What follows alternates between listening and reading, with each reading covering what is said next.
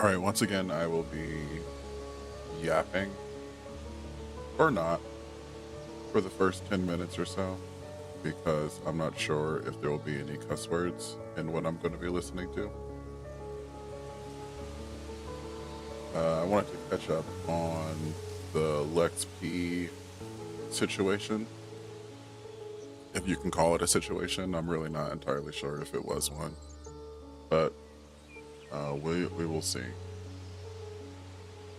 I wish this would go away so that I could see what I'm doing a little bit better.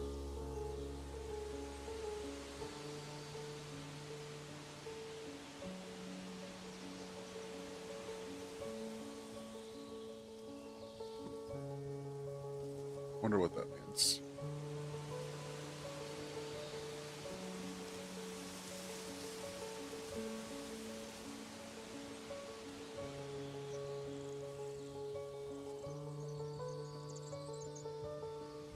Nothing I can really do about that right now.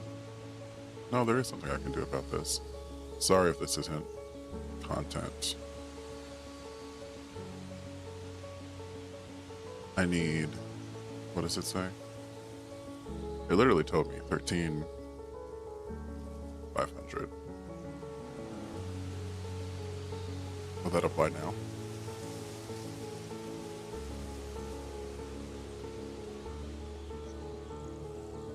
Would I have to start over? Nah, who cares? So what we're doing now is still creating a mighty village of religious fortitude. I really don't remember what I was in the middle of doing previously. I think it was the cloister being built.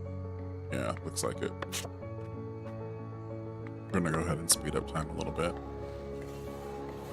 Yeah, this thing needs to be finished being built. What's interesting to me is that I've got 250 stone in storage. What's going on here? I need 165 total. 85 more here. Why are we not moving the stones? Ah, Dorothea is bringing 12 stones. Thank you, Dorothea. I guess I only have the 3 builders. I never really make more builder places. I've got 10 people unemployed. Do I have 10 jobs that need to be filled? No. I do have a lot of things under construction. Is this prioritized? Okay, it is. I built a winery. I don't remember where I put it. Well, I scheduled one to be built. Here it is. Yeah, we got some time for that. I think right now I just kind of need to let them do their thing. I do have a lot of money I need to spend, but I don't have a lot of things I really want to spend it on, per se.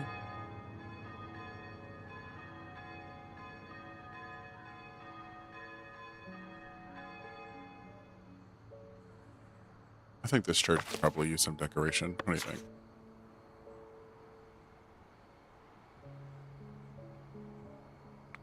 Let's start where we always start.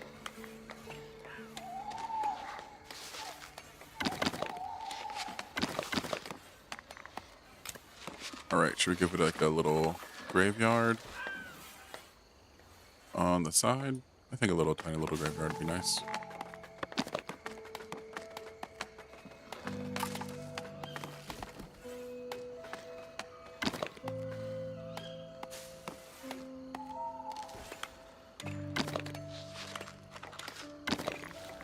And of course, braziers in between.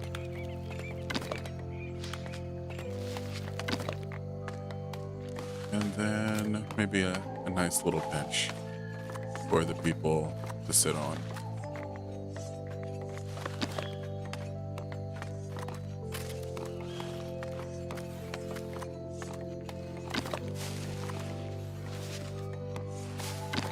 And then, of course, another fire.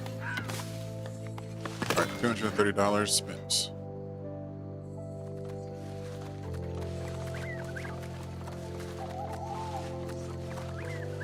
I like how people immediately came and sit down. That makes me happy.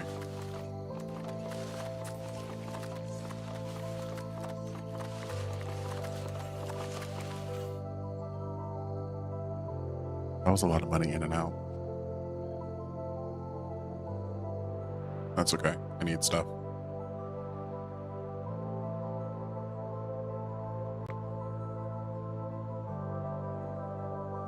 $127 people. I don't have enough houses for the people that live here.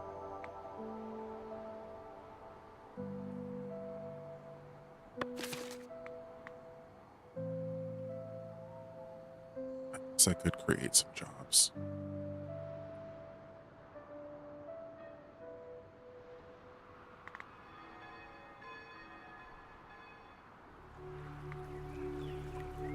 No, I can't, because I can't build them. I can't build the thing that I need to make jobs. Oh no. Well, that's fine. We're still waiting for people to bring more stones.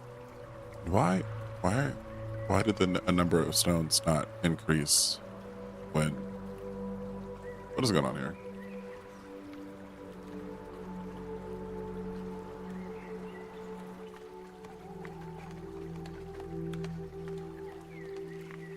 Let's get the space around it cleaned up.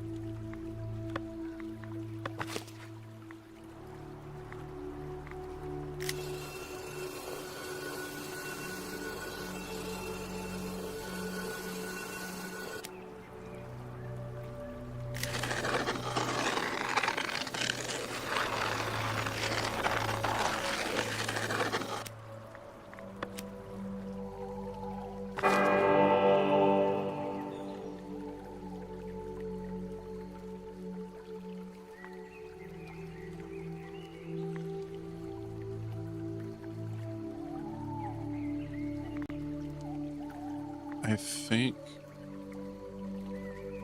we should do this later.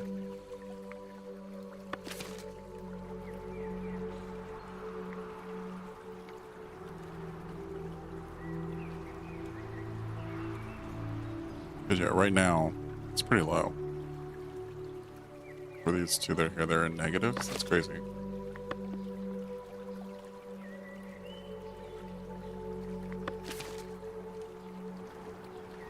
You know, my monastery could use another door, but I can't build anything until this is done.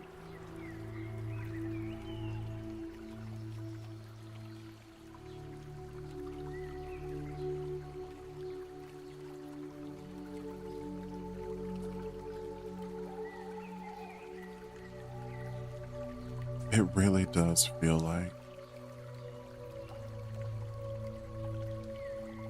that nothing has happened to this thing in a while.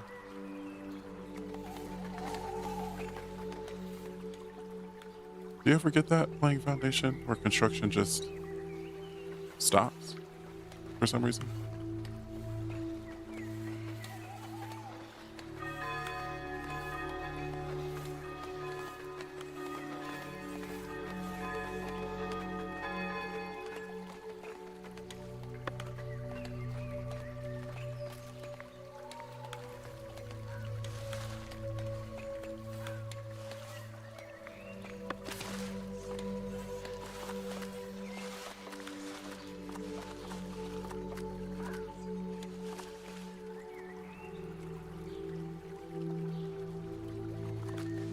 Loki might start over. Loki.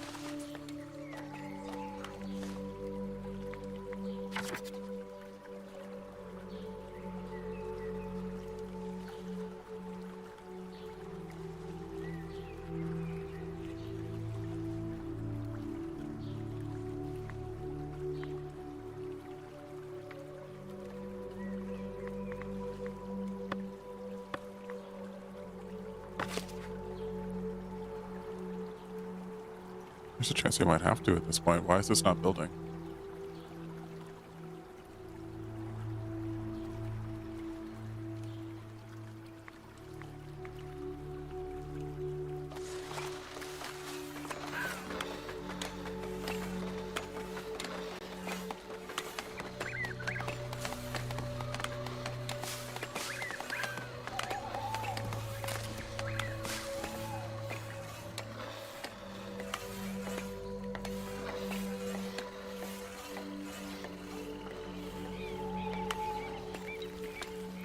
The woodcutters have no problem getting over here.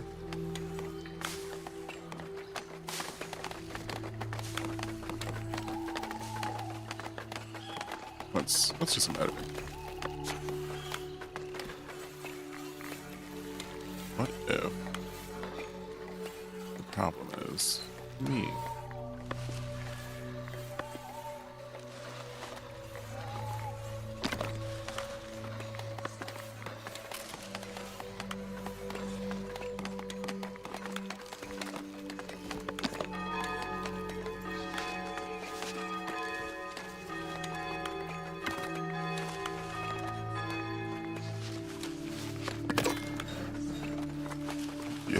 Do you have to have an entrance facing inward?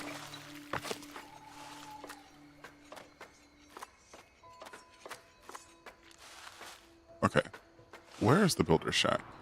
It's up here, right? Whose floor is Zelda?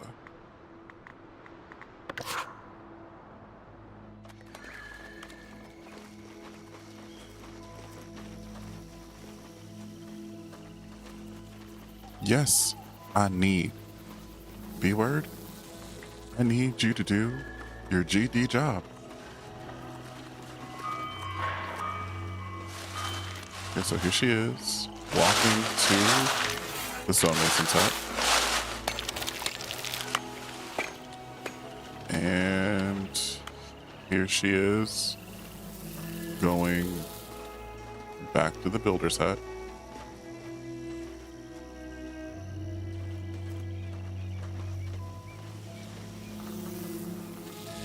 And here she is.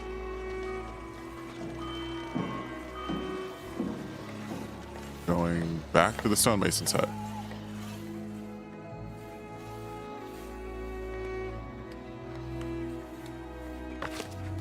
Alright, we're gonna pause construction on this because there are other things I need to do and I kinda don't care anymore.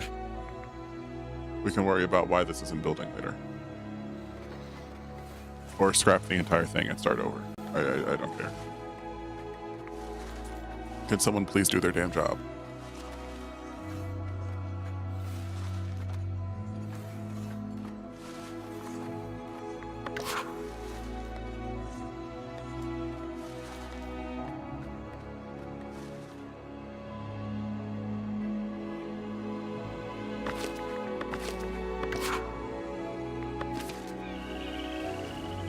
So here's Floor Zelda. Walking past the place that she's supposed to be building.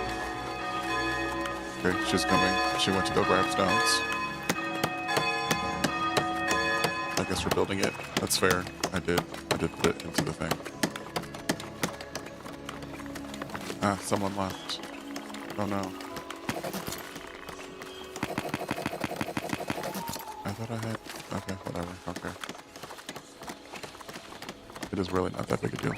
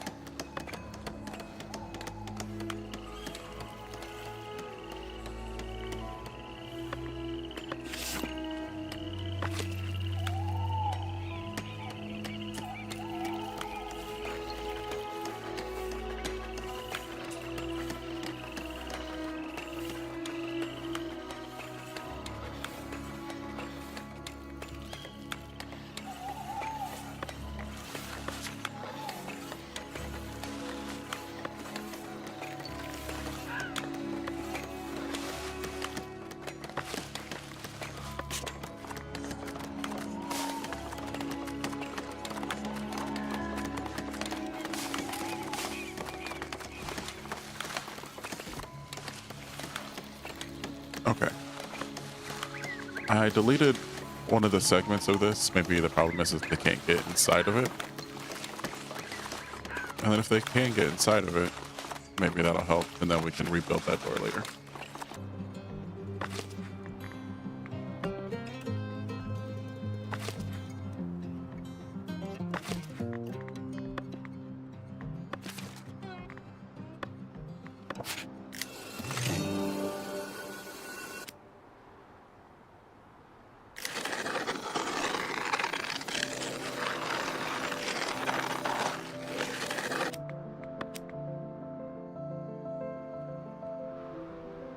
I think enough time has passed where I can start listening to my podcast. Oh, more than enough time has passed.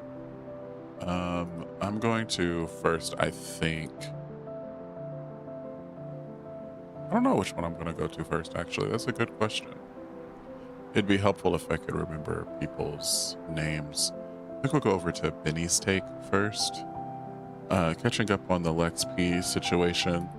What it also, like I want to make sure I'm not going past it or not listening to any of the stuff about Amanda Seales, because I really don't care about the Amanda Seales part. Or the Dr. Cheyenne Bryant part.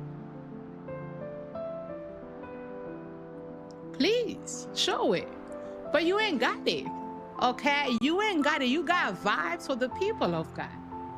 And you have our good sister Lex P from down there, Paul Mines. And, we have this entrepreneur from, whatchamacallit, he's in Atlanta. I'm not sure where she's from. But our good sister then came forth and let us know that you had a good sister, Dr. Ozan herself, Lex P, who's one of the, the castmates of the Paul Mines podcast. Our good sister let us know that Lex P was essentially, dealing with her man when they was together for 8 years, okay? 8 business years she was with that man, and for the 6 of those years, Lex P was essentially dealing with the man. This is what she had to say. So my take on that is both parties, my baby daddy and Lex, they both played their part. And when I say they did their big one, they did their big one. And the reason for me even doing this, because honestly, y'all, I was triggered. I was triggered at the common sense that Lex had to say, like, a man needs to be slapped. But it was the lack of accountability that she had for herself and being an active participant in that situation. I didn't know. But what gave me an inkling was, once I left the nightclub industry, I became a business owner. And so I haven't been on the night scene for a while, with some years. And so I was happy to see Lex when I returned to the nightclub, just a night out. But Lex was still working there. And I seen her and I wanted to embrace her and say, hey girl, how you doing? Like, I screamed her name from across the bar and she stopped like a deer in headlights. And she just stood there frozen. And I turned around and I'm like, Lex, you good? Like, hey. And she just stopped. But then I noticed her eyes pivoted towards this guy who is my baby daddy's cousin. So when her eyes darted directly to him and I followed her eyes, I literally was like, what? I was like, and so when I looked back at her, she still was just like, and at that moment, I was just like, all right, she must have messed with my baby daddy, or they must be messing around right now. Hopefully it ain't nothing serious. I never addressed it because I truly hope that it was just like a one-time thing or it wasn't nothing serious. It wasn't until her podcast that she admitted that they've been doing what they've been doing for 6 years. Mind you, I was with this man for 8 years. So I'm just truly triggered, on the podcast where you can say the consequences for a man doing what he does and leaving the woman with the baggage, and he gets to go on and live his life. And then you have no consequences for the woman that played an active role. You are that woman, Lex P, and you don't owe me no apology. It would have been nice because I knew you. We knew each other. We worked together for 4 years. But however, if you're going to use your podcast, don't use it in a way that shadows your wrongdoing, because you was wrong. You was wrong. I'm still healing from that because my outlook on love has altered. My mindset has truly changed. My trust level with people is shot, okay? Because a person can know you and still do you wrong. A person can lay with you and love you, still do you wrong. A person can build with you and have a family with you and still do you wrong. So that situation out to me, and I don't care about anybody saying, Toya, well, you need to move on, or Toya, you bitter, or Toya, man, listen, that was my person. That was who I stamped as the man of my household, the father of my child. my children, because they saw him as my other 2 kids saw him as they dad. And I don't have family. That was all the family I had. I built that family dynamic, because it's one thing when I came from a family that I couldn't have. I didn't choose that family. So I don't have family, but the family that I created, that was broken. That was divided by people and their selfish acts. And guess what? People get to go on and have successful podcasts, go on and get to have successful rap careers. And me, I'm dwindling down in my businesses because my mind cannot operate off of the hurt, the pain, the betrayal, the broken heart. And it's like, it's so much came on me. And so for people that just be like, move on, this is not an intentional position or state that a woman that has the livelihoods of many on her hands want to be. But this is where I am. And I can't hide it no more. Imagine grieving somebody and they still alive. And honestly, I'm not gonna lie to you, do with your coochie what you wanna do with your coochie, it ain't mine. But as she was telling the story, a part of me was just kind of like, okay, so why is it so hard for you to believe that Lex P may not have known about you and this man if you didn't know about her? Unemployed people. And that's it, man. You know what I'm saying? Like, you've been with the man for 8 years. And for the 6 of those years, you couldn't tell that this baby was lying to you and was having this quote-unquote affair. Why is it so hard for you to believe that she, too, didn't know that you were in the picture? Comment down below, let me know. And I'm not saying this that just because somebody is like more popular than the other, that somehow they're always right.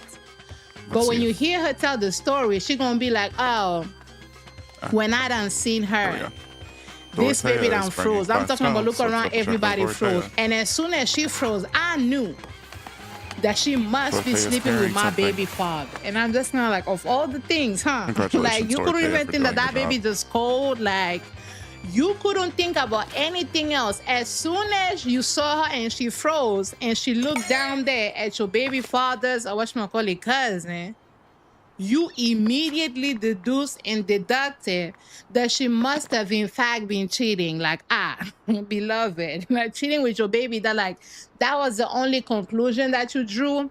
That to me was just kind of like, that's interesting. And then she's gonna be like, oh, you know, everybody out here being successful, he out here, you know, having him a rap career, and she's over here like, you know, on a successful podcast, and here I am going through the mud, going through everything, my business is dwindling. And this whole affair or this whole relations happened literally 4 years ago. According to you, 4 years ago, you ain't said nothing. So that lets me know that, yes, you're heartbroken, but you're not really heartbroken because of the man. You're low-key heartbroken because the man that did you wrong, that baby being carried on with his life, and the woman that he allegedly did you wrong with, she's on a podcast successful. Because you got this baby going on tour. Poor Minds is doing amazing. Like, Lex P is funny as all hell. Whenever I've seen clips of her, funny. I'm talking about funny as all hell. Like, as somebody that's like new into podcasting, I look at the ways in which, like, you know, they organize themselves, the ways in which, like, you know, they even do their little clips. And I'm like, yeah, like, I'm learning a lot just like watching them from afar, right? Like, I've listened to a couple of their episodes and whatnot. But Poor Minds, that's a successful podcast. So you mean to tell me for 4 years, the heartbreak and the pain and the healing journey that you've been on, you ain't had no problem with it? The minute these ladies are now, you know, out here doing the doggone thing with their careers, now you got to come forth and talk about your healing. Now, I'm never gonna be the kind of girlie to be like, oh, you know, I'm gonna put a timeline on you as to when you can share the pains and the hurts that, you know, people have caused you. Never that. But it's just interesting, don't y'all think? Low-key. Because 4 years ago, you ain't said nothing. And then come to find out, I'm going back and I'm like, what actually made you wanna say, like, what is it that Lexi P actually said that made you feel as though, like, oh, she's not trying to be accountable, she's not trying to, you know, hold herself to the same level of degree that she's trying to hold these men to?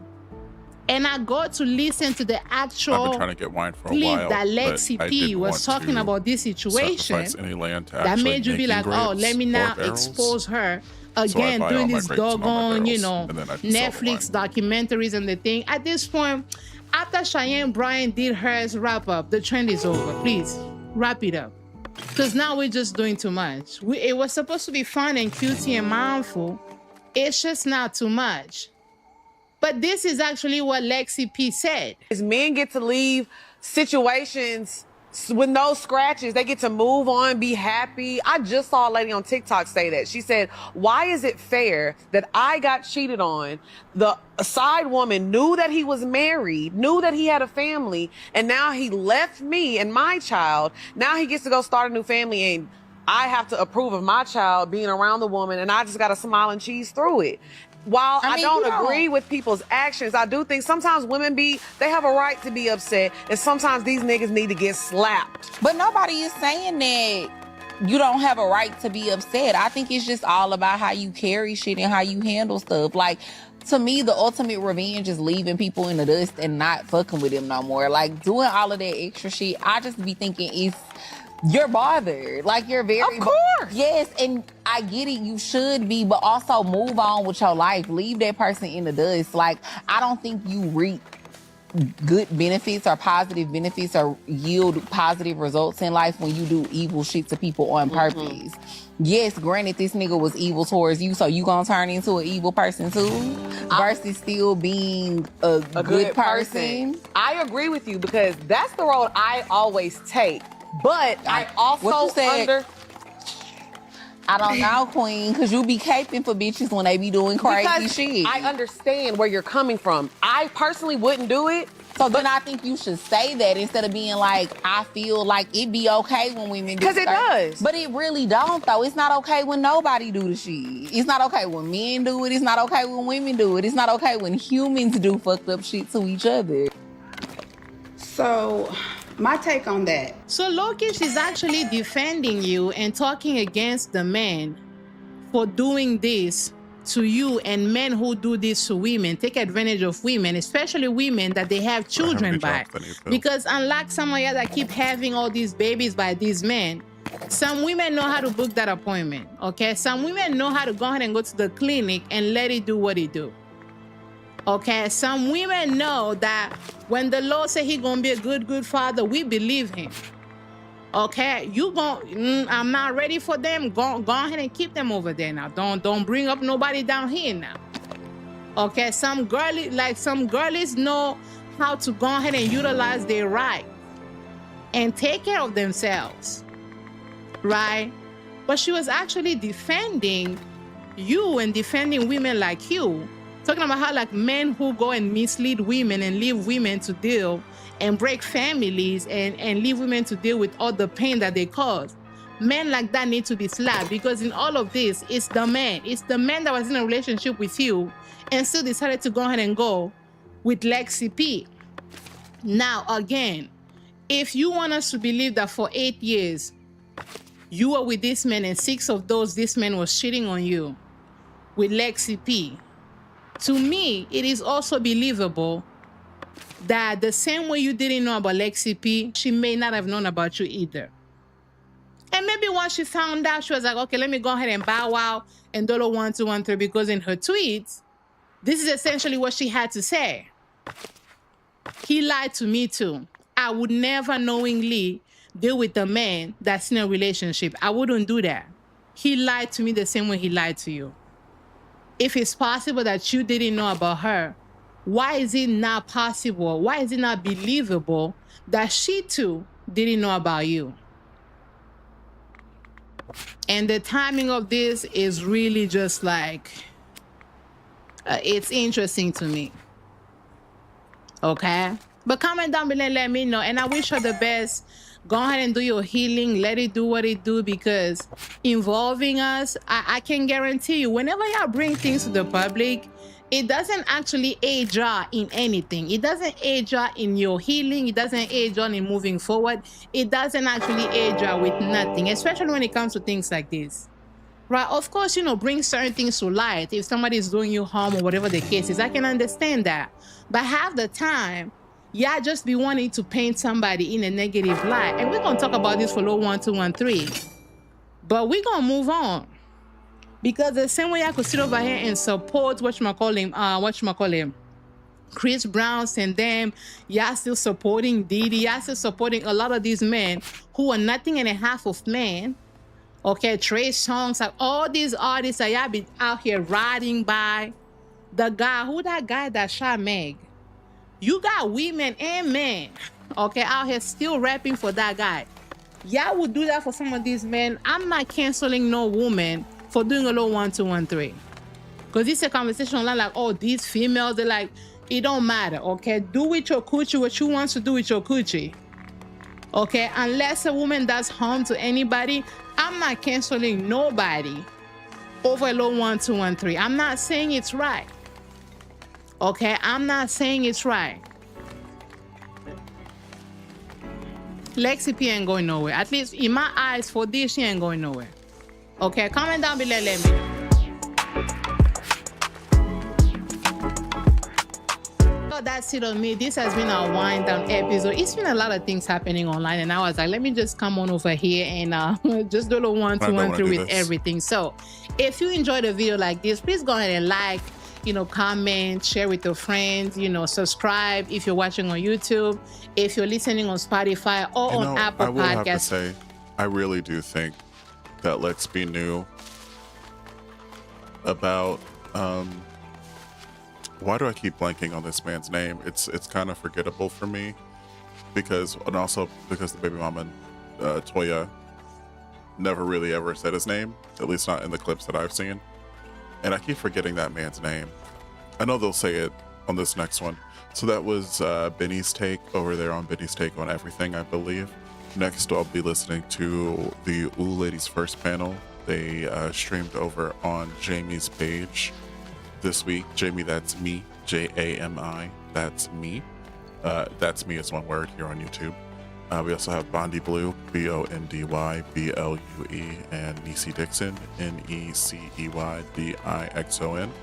It's all hurt. You should follow them if you want to, but it's gonna replay the parts where Drea and Lex are talking about the situation that started all this, and then we're gonna probably listen to Toya talk again, because I just want to hear it again, and then let the ladies talk about it. Is, kind of being fucked up to Amanda for whatever reason. I feel like a lot of people don't like Amanda. There's going to be a little bit of talk about Amanda Seals. Right? Amanda is a bossy know-it-all, and that personality is oftentimes disliked. I have a lot of opinions about Amanda Seals, but I don't all the time think it's because somebody necessarily did anything. I just think people's personalities don't mesh. Also, I have heard Chris talk about her and how she's a bitch. And Chris who? C Diggs. Chris from Chris and Alex podcast. Okay. A little bit. But yeah, I just kind of feel like that it's kind of like tragedy as people want to. Well, that's what's going on with Amanda. Here we go. There's one more I want us to get into, and this one involves Lex P of Poor Minds. That Netflix documentary trend, right? Poor behavior is what the woman called it. But let us go ahead and get into that. Unalived by her ex-husband or ex-partner behind the one that she did. I keep saying this, men get to leave situations with no scratches. They get to move on, be happy. I just saw a lady on TikTok say that. She said, why is it fair that I got cheated on? The side woman knew that he was married, knew that he had a family, and now he left me and my child. Now he gets to go start a new family, and I have to approve of my child being around the woman, and I just got to smile and cheese through it. While I don't agree with people's actions, I do think sometimes women they have a right to be upset, and sometimes these niggas need to get slapped. But nobody is saying that you don't have a right to be upset. I think it's just all about how you carry shit and how you handle stuff. Like, to me, the ultimate revenge is leaving people in the dust and not fucking with them no more. Like, doing all of that extra shit, I just be thinking, if you're bothered, like, you're very, of course. Yes, and I get it, you should be, but also move on with your life. Leave that person in the dust. Like, I don't think you reap good benefits or positive everything benefits or over yield 100, positive results in life when you do because I evil don't shit to keep people on alive, so purpose. I'm not giving Yes, it granted, to this nigga was people evil who towards live you, so you gonna turn into an evil person too, versus still being a good person. I agree with you because that's the road I always take. Could But cook I with the- also could cook with the line. I don't know, Queen, because you be caping for bitches when they be doing crazy because shit. I understand where you're coming from. I personally wouldn't do it. So then I think you should say that instead of being like, I feel like it'd be okay when women do 'Cause it stuff. does. But it really don't, though. It's not okay when nobody do the shit. It's not okay when men do it. It's not okay when women do it. It's not okay when humans do fucked up shit to each other. So my take on that. I agree with her. Both parties, my baby daddy and Lex, they both played their part. And when I say they did their big one, they did their big one. And the reason for me even doing this because honestly, y'all, I was triggered. I was triggered at the common sense that Lex had to say like a man needs to be slapped, but it was the lack of accountability that she had for herself and being an active participant in that situation. That betrayal, y'all, did not just affect me. It affected my entire household. It affected my kids. It affected my mindset. I literally had to operate off of a broken heart. Do you understand me? A broken heart. And for years, I allowed people to call me bitter. I allowed people to call me evil. I allowed people to call me mean. And I never once addressed what betrayal has done to me. I just try to work my way through it, try to boss up from it. But at the end of the day, when somebody in your mind, and when that person is your forever person, and you are betrayed by them, it changes your whole outlook on life, on love, on family. And that's what it done to me. I went through therapy, intensive therapy. 1 year I had 3 therapists at one time. Do you understand me? My kids was uprooted from our family home because I could not be in that home no longer without him. So I had to go buy this house that I'm in now. We are now a divided family from betrayal, from the mindsets of women like Lex P. Not that this is her mindset now. I'm giving her grace because she probably outgrown from being a participant in that for that long period of time. But I'm saying the mindsets of women, you do not understand that you do not only affect that person's significant other if there are other people involved. Now, it would have been probably easier for me to move on if I didn't have children, if this wasn't their dad and stepdad. But that wasn't the case. A lot of my anger has been towards him. Real quick. Because how could you say you love me? How could you sleep with me? How do I say this? Toya is doing a lot, not gonna lie. Toya is saying a lot and doing a lot, and I'm glad I learned the lady's name. But y'all weren't married. Y'all were together 8 years, had him as the head of your household, stepfather, you can't see my fingers, but I'm doing the quotes, stepfather to your children. They weren't he wasn't their stepfather because you weren't married. He was just the man shacking up with their mama. So yeah, you can't have an affair when you ain't married. When everybody is, single, there is no affair to be had. Things are just happening, unfortunately, for you. Things are just happening. I do feel bad for her and the amount of pain that she has been through, is going through, and seems to continue to be going through. And does Lex owe her an apology? I would say so. But that's only if Lex wants to give it. I can't say that Lex should give her an apology. It would be nice, maybe. But, and that's just because they were co-workers. If they weren't co-workers, I probably would not feel that way. Not gonna lie. But they were co-workers. You knew that lady, and I think you knew that lady was in a relationship with that man, and you didn't care anyway. Which is fine. Do you? But I don't know. This doesn't actually change my opinion of Lex P in any way, shape, or form. It really, really doesn't. So there's that. But let's go ahead and get back to what Toya had to say. Me every night and knowing that you had a secret relationship with somebody else. How can you always accuse me of cheating? Always accuse me of cheating, but you had an active 6-year relationship. Now, I only know all of this information from watching the podcast because I did become a fan of the podcast. Like, they are a wonderful dynamic. Like, they are so entertaining. But as she started giving him a code name called Rapper Bae, I started putting the pieces together. And then that's what gave my confirmation because me and Lex worked together at a nightclub for 4 years. Is my microphone even? And in those 4 years, she was dealing with him. Hello?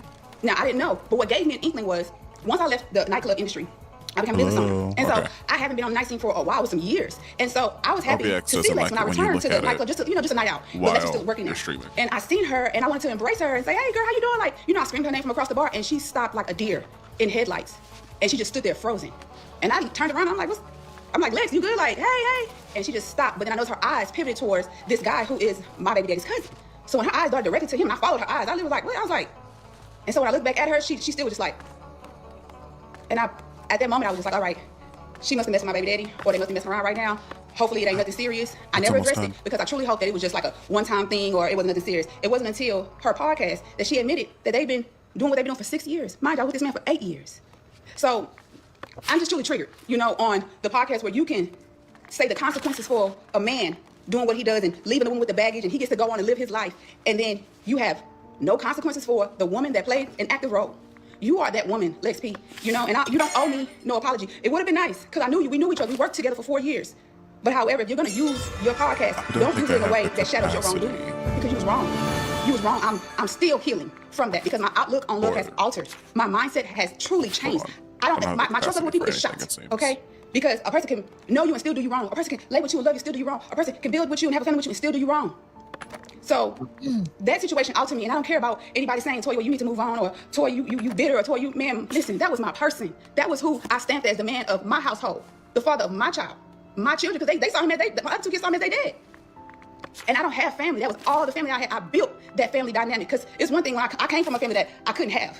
I didn't choose that family. So I don't have family. But the family I created, that was broken. That was divided by people and they selfish acts. And guess what? People get to go on and have successful podcasts, go on and get to have successful rap careers. And me, I'm dwindling down in my businesses because my mind cannot operate off of the hurt, the pain, the betrayal, the broken heart. It's like, it's so much came on me. And so for people that just be like, move on, this is not an intentional position or state that a woman that has the livelihood of many on her hands want to be. Right. But this is where I am. And I can't hide it no more. Imagine grieving somebody and they still alive. Imagine grieving these memories. It's unfair and it's disheartening, and I'm not doing this to bash Lex or my baby daddy because the situation is done. The only person recovering is Toya. But I'm putting this out there for people that have the mindsets of Lex P's or the mindset she had. Y'all, deal with somebody that ain't got no family, or deal with somebody that ain't, you know what I'm saying, in a relationship. But do y'all understand, like, the damage control that y'all do? It's unreal. It's unreal. Some people like myself take years to recover because in my mind, in my soul, he was a part of my lifetime. In my mind, y'all don't get to tell people how to move on. Y'all don't get to tell people how to heal.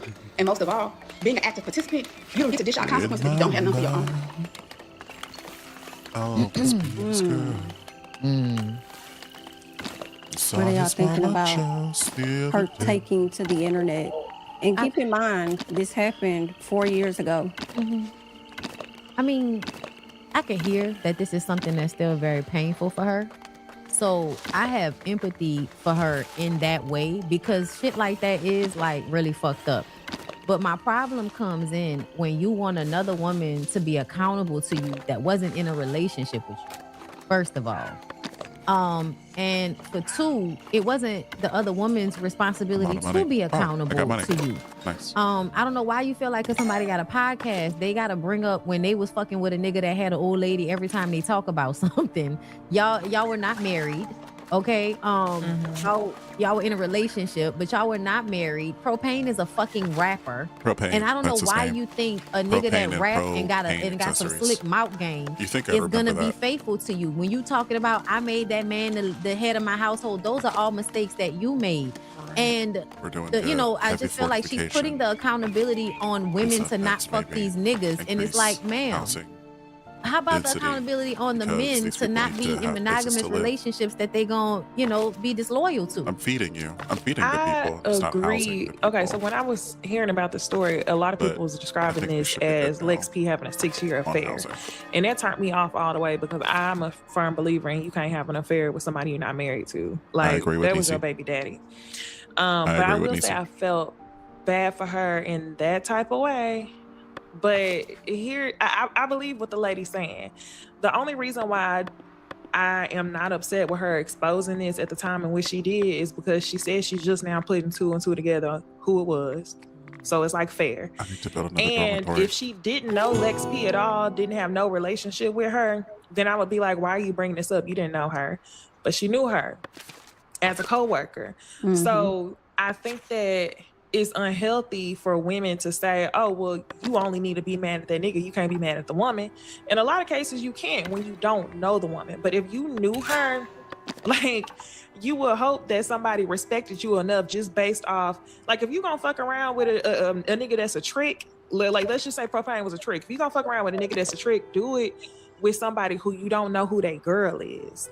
That's the thing. So I think that when all these tricks and unfaithful men do what they do, they always got to find a woman to do it with. And if women move under the belief of, oh, well, he got to explain that to her, then it's always going to be some shit.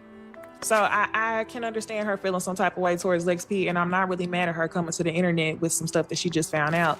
But I don't think that Lex P is accountable for the reason why she feel how she feel, because I guarantee you Propane probably had 10 other women in the meantime. And over the 6 years, it probably was not no steady relationship like that was his other girlfriend. They probably would fuck occasionally, and like I said, he probably was a trick. So yeah, I just don't like the proximity. Like, if you're gonna fuck on somebody and reap the benefits and you know they in a relationship, do it and you don't know the lady. Then it's a situation where it's like, I don't owe her nothing. Very excited. Yeah. And let me be clear. Because I'm not saying that just because she's not accountable to you doesn't mean that you can't be angry with her. Like, I'm not saying you can't be mad about it. I'm just saying when you ask for accountability, it's like what, you want an apology from somebody for being lied to by a nigga? Because that's basically what Lex P said. He lied to me too. And this is the only thing. If a nigga out here like that, and you so when you first got with him, y'all was in a relationship for what, 2 years when he started talking to Lex, and then Lex was in a relationship with him for a long ass time too. I think it's very plausible that she could have felt like, that's my nigga and he might be fucking with you on the side, more so than, oh, that's your nigga and I'm fucking with your nigga. Did you see her response? Who, Lex P? Yeah. I saw that's what I saw, the comment. I don't know if I saw anything else, but I saw her respond and say he lied to me too.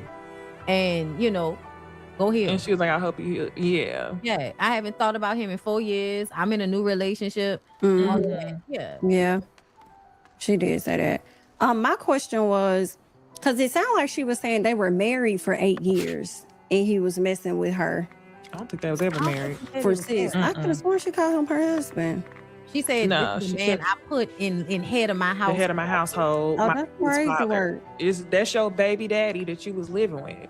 To me, I feel like you could look at that nigga and tell that he not about to be faithful. And he a rapper, and he a good rapper. That nigga, you know, like I'm not saying that, you know, all rappers are cheaters, because I do believe there's some rappers that's not out here like that, right? Right. But when I look at that nigga, any nigga that's squinting down into the camera when he looking at the phone and all of that shit, I'm sorry, man, that nigga gonna cheat on you. He like attention.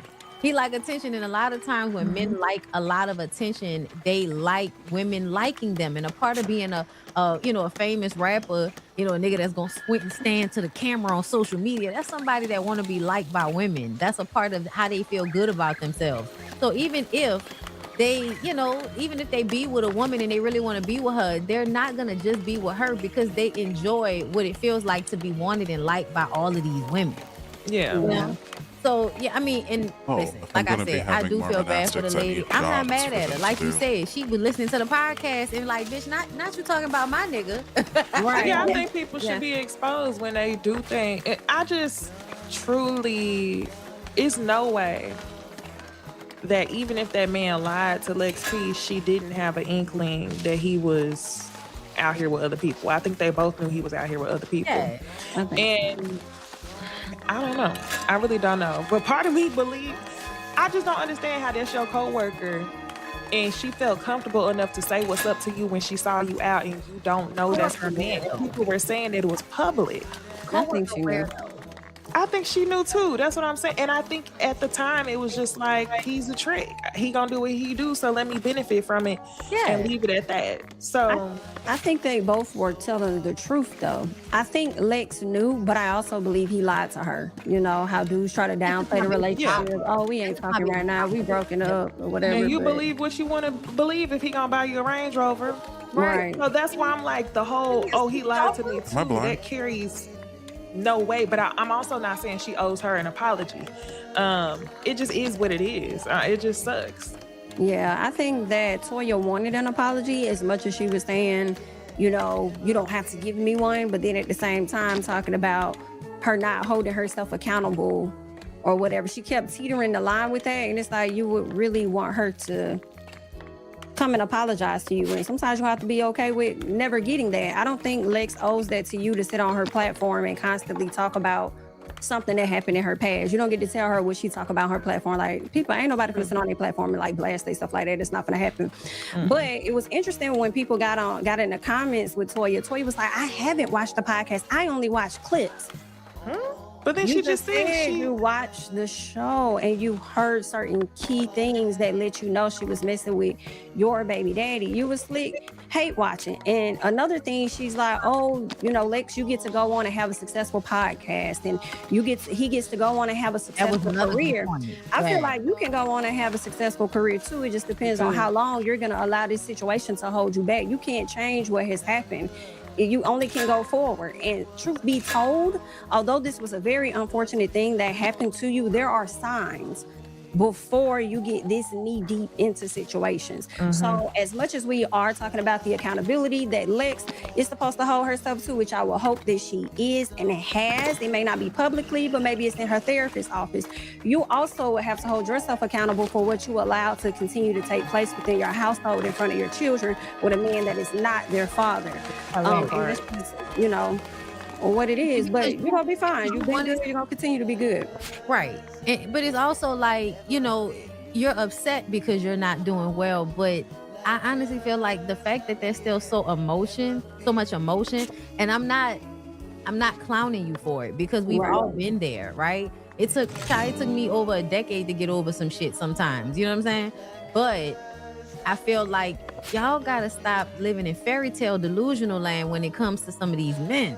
Because I just kind of feel like, what in the world? Like, why would you be so in it with a rapper like this nigga? To the point that when you find out that he was cheating on you still trying to heal from it all of these years later, as if this is not a common theme for men that fit his demographic. I'm thinking about rebuilding. And that's why I'm saying, you know how he moved. It don't sound like the man had a whole ton of integrity, which is why if you're trying to come up on something, sure, do it with him.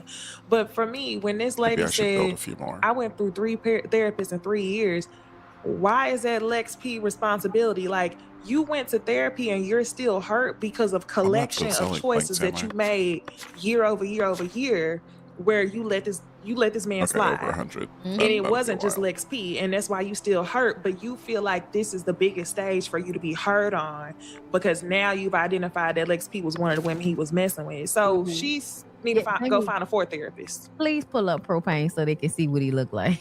Okay. Keep opening that and let me know. Because I feel like once you see what this nigga look like, once I saw him, I was like, yeah, come on, girl, please. I ain't never seen him.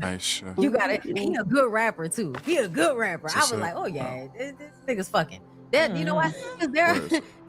There aren't enough men out there that have the gift of gab, that can have like a real conversation. And the way he rap make me feel like he know how to talk. Was they? I'm sorry. Were they co-workers at a strip club? Girl, get the fuck out. That's why I'm saying, like, Jesus Christ. Yeah, that's it. That's him. That's it. Look, back like Snoop Dogg out that murder charge. Got this on lock. This nigga. I had to mute, but you sound like it just off of the first few that you got it. Oh, click on the other one. The one with the dude with the red. Girl. What? What? Why you? Which one in the red? Oh, that one. Click on that one. Now, for those who remember Propane's episode, right? I had Propane on early in the year. I love Pro. Shout out to Pro. During Propane put you on, he put me on to Nook the Cook. Yeah. He said he had artists, and this is how the niggas are talking about him. Propane is the Nipsey Hussle of Houston or whatever. So this is how the people are talking about him. Niggas thinking I would ever lose, let's make it a bit. I mean, he's not bad looking. No, he's not. I'd let him buy me a Range Rover. Exactly. And he the one, like, this is a nigga that's gonna come talk to you good. He gonna come with a little bit of money. He gonna have a little bit of that gentleman shit about him, just a little bit, just enough to make you feel good about yourself, bitch. Okay? So to me, I'm like, I can see how you can get wrapped up, but the fact that you never kept a mind about yourself, that this type of man with that type growing access to more and more women, he's not gonna be telling them no. He's not gonna be telling them no. Look, this the one I was telling y'all about. This is the video where I was like, yeah, nah. That nigga's gonna cheat. He got multiple. It's not just one. Yeah, for sure. For sure.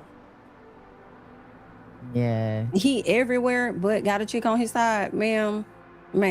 That lady, and the other thing about it is the way that she was just expressing all her despair and I'm gonna need you to stand up. To me, it was doing too much of trying to tug on everybody's heartstrings about how this man and this woman has mentally exhausted you, and it sounded like you wanted to run into traffic behind this shit. And to me, I think those conversations should stay with your therapist. So I do think that I'm not mad at her for exposing them at all. I still stand by that. It's giving She just could have came to it in a you could have came to it in a way where I could read, but I wish she handled it differently, because what I'm saying is I can read between the lines and still smell bullshit on all parties. I agree, and I do fault her for coming to social media with this story. And that's only because I feel like if he say, come on, you going. So if you still gonna go, it's like, what's the point in exposing it? Because now you're gonna be looking tight because everybody finna be judging you for getting back with your baby daddy. And I feel like you're so hurt because of the dream you created in your own mind about your relationship. And, oh, I'm a successful businesswoman and he's a rapper and we're gonna this and that. You created, in my opinion. Now, he may have assisted with that too, you know, continuing to sell the dream or whatever the case was. But I think that's what got you, you know, tied up a little bit. But somebody said they want to call in this Houston tea. Just put the tea in the comments. Yeah, put the tea in the comments. Thank you. Let us know. Let us know. Okay. They won't come up here so they can be up here for a fucking hour, hemming and hawing and shit. Girl, get out of here. Real quick, thank you so much for the super chat. O'Neal, remember Pepsi commercial with Pink, Britney, and Beyonce? I forgot about that. Yeah. Thank you for was just saying we don't get good commercials like that anymore because of some shit that Bush did. The recession. I think it was the recession. The recession ruined the money that people was putting into those big commercials and stuff like that. And I saw somebody do a video about that because they were like, commercials used to be so much more entertaining than they are now, and it's something that happened during the Bush years, and it might have been the recession. That's how I feel about music videos. I know this kind of like sideways, but I'm tired of seeing music videos that don't really match the lyrics. I knew you was gonna say that. We talking about Lotto in them? You talking about okay?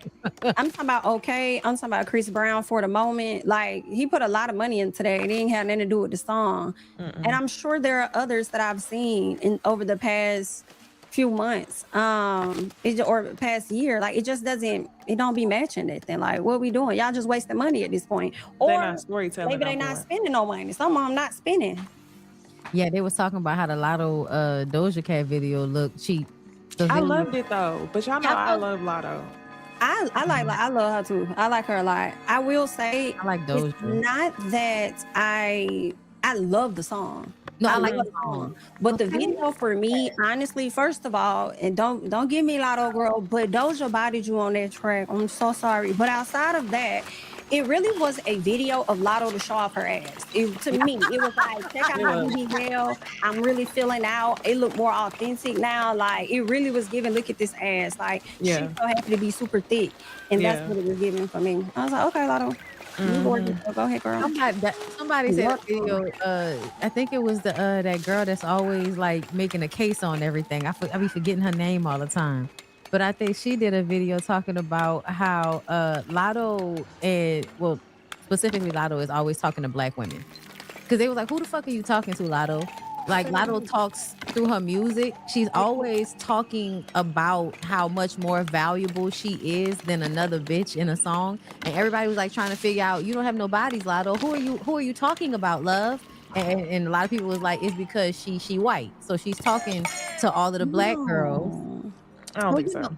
She biracial, but I'm not gonna lie. I do think that her mom put that shit in her head that made her feel like she's better than. Well, yeah. Her name was Mulatto when she first came out, so that don't shock me at all. But I don't hear it in the lyrics. Honestly, when I be listening to Lotto, Bondi and Jamie have both talked about it separately in their own videos. So what I want to do is find the Jamie, I That's knew Me one. These Netflix documentary videos.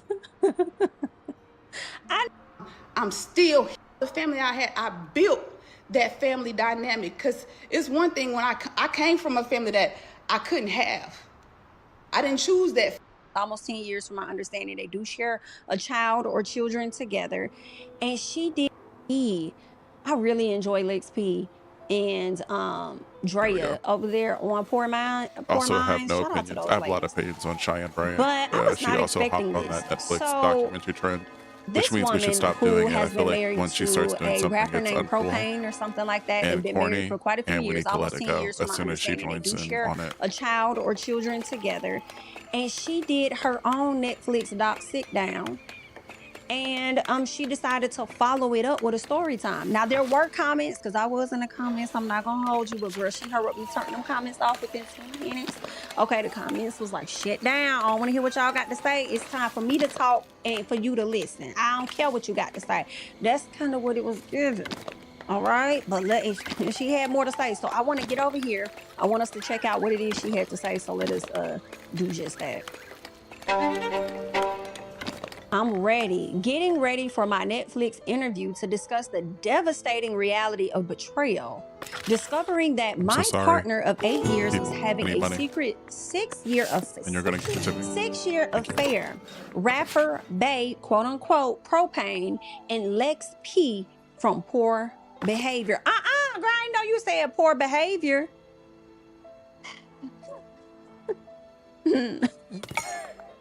Girl, not poor behavior, honey. Good, this is messy. Let's get into this. This is where there was a clip that was actually, I want to go back because I want to get into her caption before we get into that video. Her caption says, the damage of betrayal caused bitterness that forever changed me and the dynamics of my family. I protected everyone's image, being silent while I was the only one carrying the baggage of pain. Storytime will explain why I'm finally triggered to say something. And what triggered her to say something was this video of Lex P. Okay, so Lex is just talking freely on her own podcast. I believe it pops up on Toya's timeline, and based on it popping up, it definitely triggered her. So she wanted to get some stuff off her chest. Okay, so let's check it out. Keep saying this: men get to I'm leave on polished stone. situations 212 with no scratches. They get to move on, be happy. I just saw a lady on TikTok say that. She said, "Why is it fair that I got cheated on? The side woman knew that he was married, knew that he had a family, and now he left me and my child. Now he gets to go start a new family, and I have to approve of my child being around the woman, and I just got to smile and cheese through it." While I don't agree with people's actions, I do think sometimes women they have a right to be upset, and sometimes these niggas need to get slapped. But nobody is saying that you don't have a right to be upset. I think it's just all about how you carry shit and how you handle stuff. Like, to me, the ultimate revenge is leaving people in the dust and not fucking with them no more. Like, doing all of that extra shit, I just be thinking you're bothered. Like, you're very... Of course! Yes, and I get it, you should be, but also move on with your life. Leave that person in the dust. Like, I don't think you reap good benefits or positive benefits or yield positive results in life when you do evil shit to people on purpose. Yes, granted, this nigga was evil towards you, so you gonna turn into an evil person too? Versus still being a good person. I agree with you, because that's the road I always take. But I also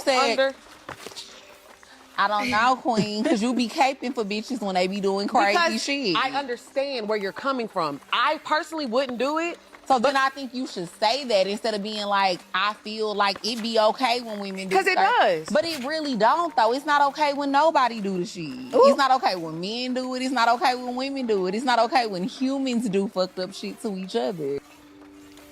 So Drea is right. Drea is spitting. My take on that is both parties, my baby daddy and Lex, they both played their part. And when I say they did their big one, they did their big one. And the reason for me even doing this, because honestly, y'all, I was triggered. I was triggered at the common sense that Lex had to say, like, a man needs to be slapped. But it was the lack of accountability that she had for herself and being an active participant in that situation. That betrayal, y'all, did not just affect me. It affected my entire household. It affected my kids. It affected my mindset. I literally had to operate off of a broken heart. Do you understand me? A broken heart. And for years, I allowed people to call me bitter. I allowed people to call me evil. I allowed people to call me mean. And I never once addressed what betrayal has done to me. I just steady just try to work my way through it, try to boss up from it. But at the end of the day, when somebody in your mind, and when that person is your forever person and you are betrayed by them, it changes your whole outlook on life, on love, on family. And that's what it done to me. I went through therapy, intensive therapy. 1 year I had 3 therapists at one time. Do you understand me? My kids was uprooted from our family home because I could not be in that home no longer without him. So I had to go and buy this house that I'm in now. We are now a divided family from betrayal, from the mindsets of women like Lex P. Not to say this is her mindset now. I'm giving her grace because she's probably outgrown from being a participant in that for that long period of time. But I'm saying the mindsets of women, you do not understand that you do not only affect that person's significant other if there are other people involved. Now, it would have been probably easier for me to move on if I didn't have children, if this wasn't their dad and stepdad. But that wasn't the case.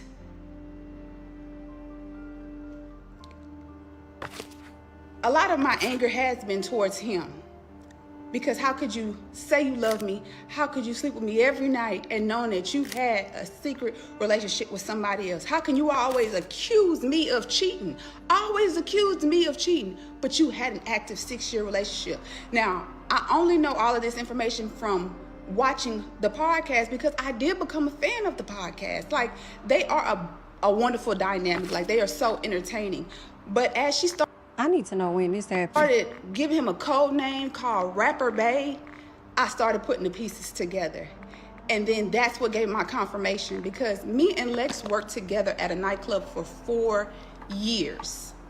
And in those 4 years, she was dealing with him. Now, I didn't know, but what gave me an inkling was, once I left the nightclub industry, I became a business owner. And so I haven't been on the night scene for a while, it was some years. And so I was happy to see Lex when I returned to the nightclub, just a night out. But Lex was still working there. And I seen her and I wanted to embrace her and say, hey girl, how you doing? Like, I screamed her name from across the bar and she stopped like a deer in headlights. And she just stood there frozen. And I turned around and I'm like, Lex, you good? Like, hey. And she just stopped. But then I noticed her eyes pivoted towards this guy who is my baby daddy's cousin. So when her eyes darted directly to him and I followed her eyes, I literally was like, what? I was like, and so when I looked back at her, she still was just like, and at that moment, I was just like, all right, she must have messed with my baby daddy, or they must be messing around right now. Hopefully it ain't nothing serious. I never addressed it because I truly hope that. Not hopefully it ain't nothing serious. It was just like a one-time thing, or it wasn't nothing serious. It wasn't until it's given he was a habitual cheater to me that you was being content like that. Her podcast that she admitted that they've been doing what they've been doing for 6 years. Mind you, I was with this man for 8 years. So I'm just truly triggered, on the podcast where you can say the consequences for a man doing what he does and leaving the woman with the baggage, and he gets to go on and live his life, and then you have no consequences for the woman that played an active role. You are that woman, Lex P, and you don't owe me no apology. It would have been nice because I knew you, we knew each other, we worked together for 4 years. But however, if you're gonna use your podcast, don't use it in a way that shadows your wrongdoing, because you was wrong. You was wrong. I'm still healing from that because my outlook on love has altered. My mindset has truly changed. My trust level with people is shot, okay? Because a person can know you and still do you wrong. A person can lay with you and love you, still do you wrong. A person can build with you and have a family with you and still do you wrong. So that situation out to me, and I don't care about anybody saying, Toya, well, you need to move on, or Toya, you bitter, or Toya, you, man, listen, that was my person. That was who I stamped as the man of my household, the father of my child, my children, because they saw him as my other two kids saw him as their dad. And I don't have family. That was all the family I had. I built that family dynamic, because it's one thing when I came from a family that I couldn't have. I didn't choose that family. So I don't have family, but the family that I created, that was broken. That was divided by people and they selfish acts. And guess what? People get to go on and have successful podcasts, go on get to have successful rap careers. And me, I'm dwindling down in my businesses. Y'all don't get to tell people how To say I have no problem with Lex P. That up off her. What she had to say, honey. your own. Well, that's what she had to say, honey. She just, she had to get that up off her, I suppose. All right, so she goes on to say, I have no problem with Lex P or my baby daddy. Damage is done. I'm only questioning why no accountability is mentioned on her part if she is able to see the wrongdoing in the situation. Hear my take on bitterness and the process of healing with children while still grieving. Okay, I mean, she probably trying to keep her brand intact if this situation, indeed happened. It's always easier for people to talk about other folks' stuff than it is to talk about their own. I don't really feel like you get a right to tell her how she run her podcast, though. Like, I understand, being hurt and betrayed by somebody, but also it's like, it's her podcast. She can run it how she want to run it. I think it's because I don't have any commenters. And it is what it is. A lot of people I saw in the comments was like, you mad at Lex P, you need to be mad at that man. Which is she's not saying she not mad at him. She just happened to come out to talk about Lex, but ain't no telling what she dealing with or what she done put him through behind the scenes based on how he's made her feel. And she also has a child with him. So she could be teetering the line a little bit carefully. I don't know what that lady doing. I don't know. All right. But I do agree that y'all don't get to tell people how they get to feel. You know what I'm saying? When some shit go down. Because it didn't happen to us. It's easy for us to say move on from that situation. But hopefully her and Lex can have a one-on-one conversation that's likely offline. They can sort through whatever they got and then move on. You know what I'm saying? Now, this was a post that did come up. Let me make sure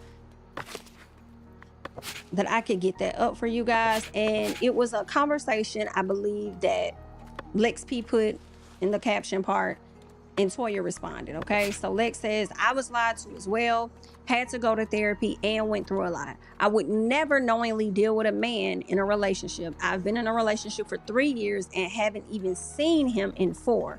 Praying for your healing, all right? So that's interesting because this woman sounds like, that's why I said I need to know how new this situation was. And it seems like after all these years, she's still not fully over it. She's not. I think she may have dealt with him accordingly, but obviously has felt the way about Lex, right? Them not having that conversation, her not being held accountable, watching Lex grow in the space that she's in. She's been in her feelings. And I personally feel like, I'm not gonna hold you, she was waiting for that right moment, that right post where Lex, because I feel like, honestly, I know she said she listened to the podcast. She thinks that it's a great podcast and stuff. But I feel like she listened to the podcast to see if the girl gonna say anything about the damn baby daddy. Not gonna hold you. I do think that. And she was waiting for that right moment so that she can come and really get all of this stuff off her chest that she's been wanting to get. All right. But the woman, Toya, did respond back to Lex P. Let us get into what she had to say. All right.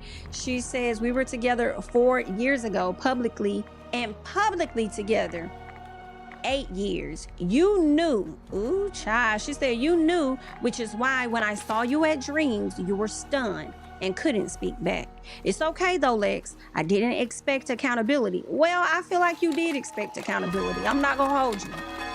you did expect some form of accountability. Now, you may not have expected her to apologize to you, right? Because that's on the man who had the loyalty in the relationship and the marriage. You may not have expected her to apologize, but I think you wanted her to hold herself accountable in some type of way. And also, it doesn't mean because you haven't seen it and you haven't heard it that she hasn't held herself accountable. Maybe she has. Who knows? Okay. I don't fault you for wanting to say your piece, though. And that's your situation. I didn't experience it. You did. But maybe she did hold herself accountable and it just wasn't on a public platform, as she mentioned her going to therapy. Maybe that was the space that she, you know, held herself accountable. But also, with you saying you didn't expect accountability, but then also questioning why there is no accountability at the same time, and then saying that you didn't expect a sorry, it sounds to me that you were expecting a sorry from a person that you thought that you were cool with, a person that you knew, a person that assisted in changing your life the way that it was. So if you feel like you were owed an apology, just say that. Do it mean you gonna get it? I don't know. But, you know, yeah, I think you do want one. So then she says, it's okay though, Lex. I didn't expect accountability. She says, may God bless your new relationship and you never have to endure what I had to endure. God bless you. All right. So that is what was said over there, honey. That's what's going on, y'all. This is crazy. Y'all gonna sit up here and let these Netflix sit downs and stuff get y'all in trouble. Okay, that's crazy. Wishing everybody the best of luck. Hopefully she can go on and continue to heal. It sucks for her because I don't know, maybe she's still going through her divorce. Maybe her divorce isn't finalized, but what's for sure is that they have a child or children together, so she still got to deal with seeing this man every time he gets ready to spend time with his children. But that's what's going on. You guys can leave your thoughts and comments down below about the matter at hand. I am Jamie, that's me. Like the video, subscribe to the channel, and I'll catch you guys in the next one. Bye. Right back. We can spend get it right back. Just gotta work hard.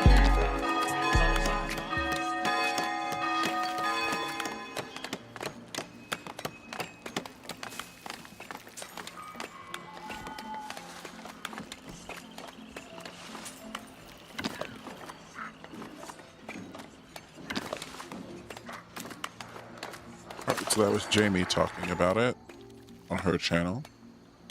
Yeah, again, still agree. I don't really agree or disagree with anyone. Well, I don't really disagree with anyone here. I think everyone could have been better to and for each other, maybe a little bit, if that makes sense. But my biggest problem will always be with the man, who is the only one who was, you know, making the promises in here that were being broken. So, yeah, my problem will always be with the man. Ain't sorry. She probably not. And I don't even know if I want for her to be sorry, because in all honesty, you know. Sorry, we're on Bondi Blue's page now. I'm ready. Y'all, let's get back into it. So, Houston entrepreneur Toya K alleges her ex-rapper Propane had secret 6-year affair with Lex P. See what I'm talking about? The fact that you thought he would be faithful is the thing for me.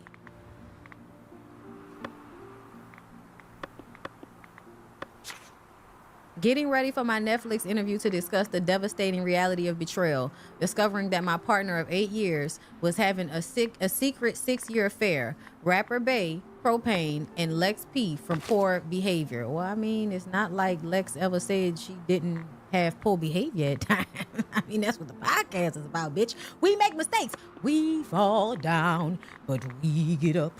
Okay, I was lied to as well, had to go to therapy and went through a lot. I would never knowingly deal with a man in a relationship. I've been in a relationship for 3 years and haven't even seen him for 4. Praying for your healing. Toya K says we were together 4 years ago and publicly together for 8. You knew, which is why when I saw you at Dreams, you were stunned and couldn't speak back. It's okay though, Lex. I didn't expect accountability. May God bless your new relationship and you never endure what I had to. God bless. This should go down soon. Y'all, you knew. Girl, these niggas are for everybody. Oh, wow. These niggas are for Nice. everybody. I don't know why y'all be like mad at women because your nigga is a hoe. I'm so confused.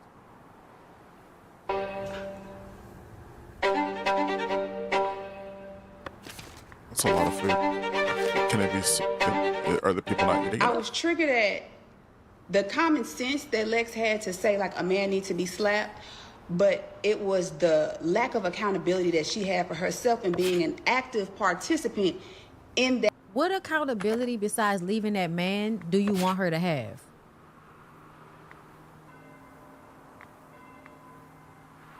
Like, I would have wanted account. Girl, I don't need to be accountable after the relationship is over for him cheating on you with me. He need to be accountable for that.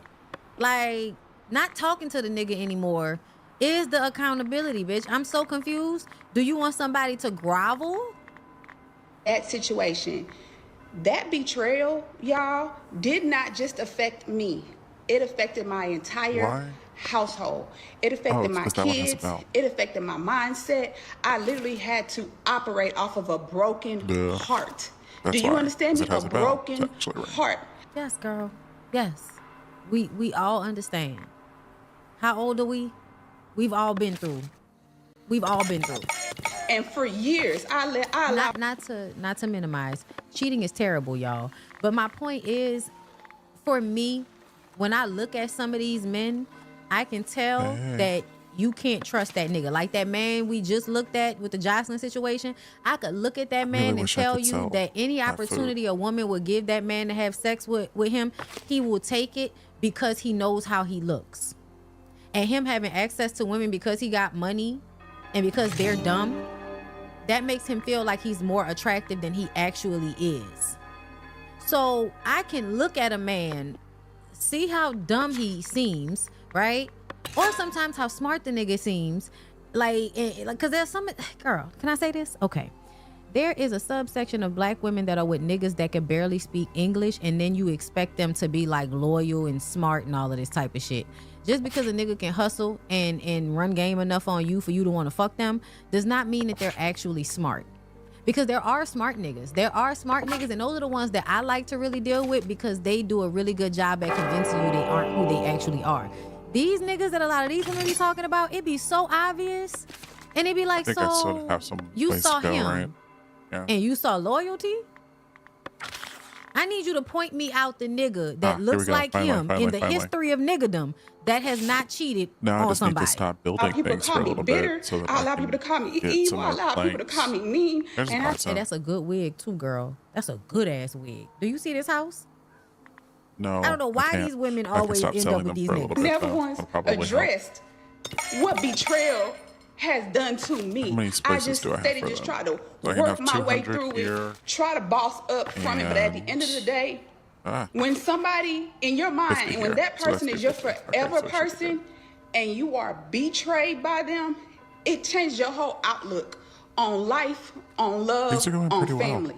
And that's what it done to me. I went through therapy, intensive therapy. 1 year I had 3 therapists at one time. If you need, do you understand me? My kids, I think that's my kids was uprooted from our family home because I could not be in that home no longer without him. So I had to go and buy this house that I'm in now. We are now a divided family from betrayal, from the mindsets of women like Lex P. Not I was triggered at the mind. No, baby. Yeah. The mindsets of the men, not the mindsets, and that's why I can't stand a lot of you women. Because you want so badly to not make that man accountable so that you can still love him. So it's easier for you to always put the blame on the woman you see as a hoe. Or to get 50 more and excuse the fact that the only person that made an agreement not to cheat on you is that nigga. Let's take a look at that nigga, shall we? Let's wait until we build the battle church. Let's take a look. To really worry about that. This is Propane, so the in rapper. order to build in a battle church, I need to earn the right to do so. Look, back like Snoop Dogg out that murder show. Child. Him? Big Pooh with the fat gold chains. By that, I mean dropping down a ton. This nigga won't be T.I. Lights. Isn't it? Nipsey, hold up. Propane is the Nipsey Hussle of Houston.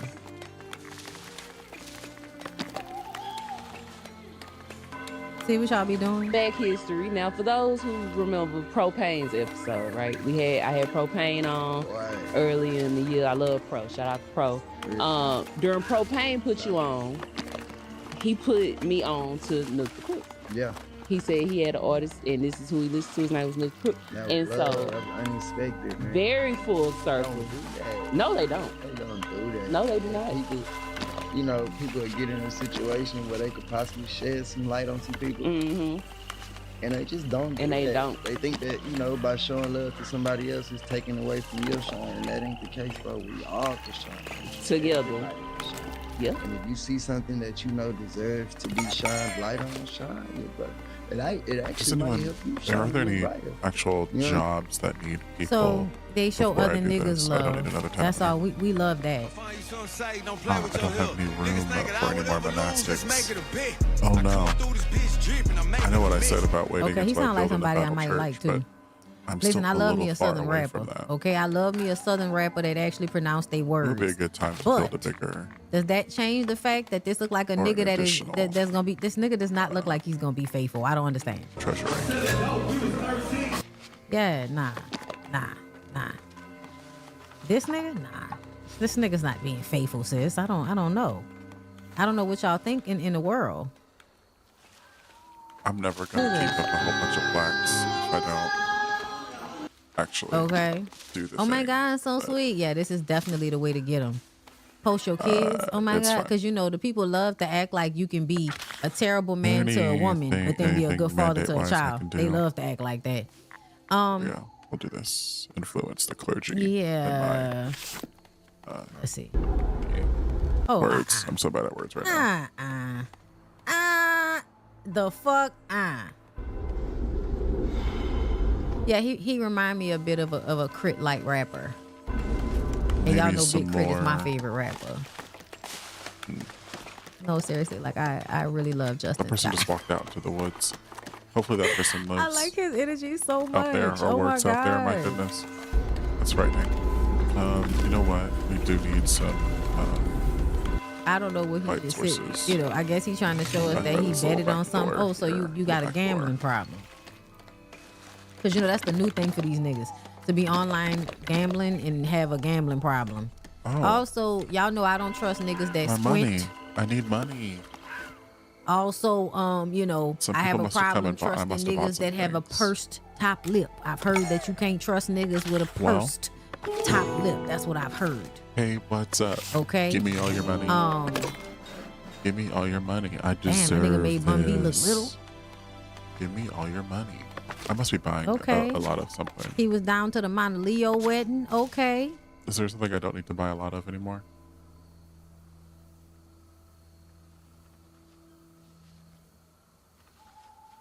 Yeah, and think it I is wanna not keep to it at like judge a 100 book by its cover, because I'm sure there are some grapes. niggas out there that really And, will you be know, I like, probably nah, I'm don't need straight to love. buy I got any a girls for a lady. while. I mean, obviously, like there are niggas out there that'll be like that. But if he's a rapper, that's Anything not else? happening. That's not happening. You know why? Oh yeah, and I'm because not pussy selling is plates right medicine. now. That probably is. Pussy doing is some medicine. things, right? And a lot of the times, niggas don't really be wanting to be monogamous anyway. They want a family, they want a wife, but that don't mean that they want to only fuck you all the time. But that's what they'll tell you in order to have you. Because what they've learned from childhood is say whatever you must say to get the woman to do what you want her to do. That's what the men have been taught. Okay, especially My hope black is men. that I can okay, get these enough niggas are great at cheese manipulative tactics. They love to make just you given think to that me they're, by the empathetic people and they care and they're not gonna do you that wrong. And I then, won't they spend a ever long really have time to talking worry to you, about, spending time with you, being romantical, looking all in your making fucking it eyes and myself shit. or And having this to buy is it. your type of nigga, so you gonna fall for this. And so then, especially a nigga that can actually rap, nigga got a mouthpiece. especially when he wants to have the mouthpiece, right? When you alone with a woman, that's another thing that becomes addictive for women. Men who out in front of everybody act emotionally disconnected, but in private, them men be so up under you and passionate and caring and all of that. Women get addicted to that and stop building things. to feeling like they're being made to feel special, but a lot of times that's a tactic for everybody not to know what the fuck they got going on, because they be fucking other people. And they gotta keep this level of chill when they out in public, because you don't know who can see you. This area could use some plants. Even if y'all do go together. Like, a lot of times, y'all be somewhere with a whole bunch of women around. Nobody will know which one is your old lady if they don't already know. You think everybody know who you are, bitch, but that don't mean everybody knew that you was his wife and all of that just because they knew him as a rapper. I don't know. I feel like you assume people be knowing you, and that don't mean they know you, okay?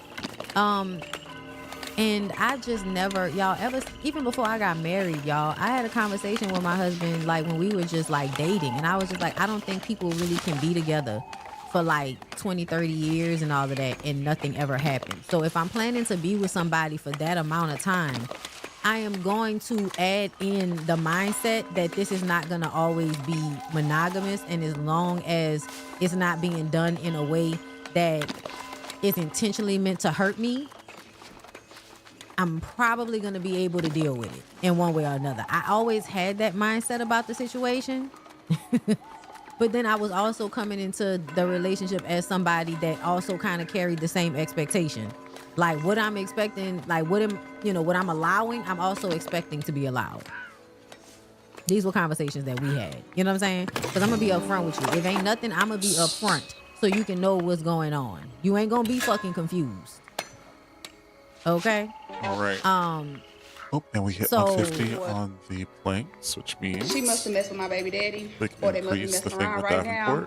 Hopefully it ain't nothing serious. And I never addressed it because I truly hope that it was just like a one-time thing, or it wasn't nothing serious. It wasn't until her podcast that she admitted that they've been doing what they've been doing for 6 years. Mind you, I was with this man for 8 years. Oh, he'll come back with some points. I think that's how that works. I really don't know what that does. I'm just truly triggered, on the podcast where you can say the consequences for a man doing what he does and leaving the woman with the baggage, and he gets to go on and live his life, and then I can start telling things again. It'll be a while before I have something the over woman 100. that played an active role.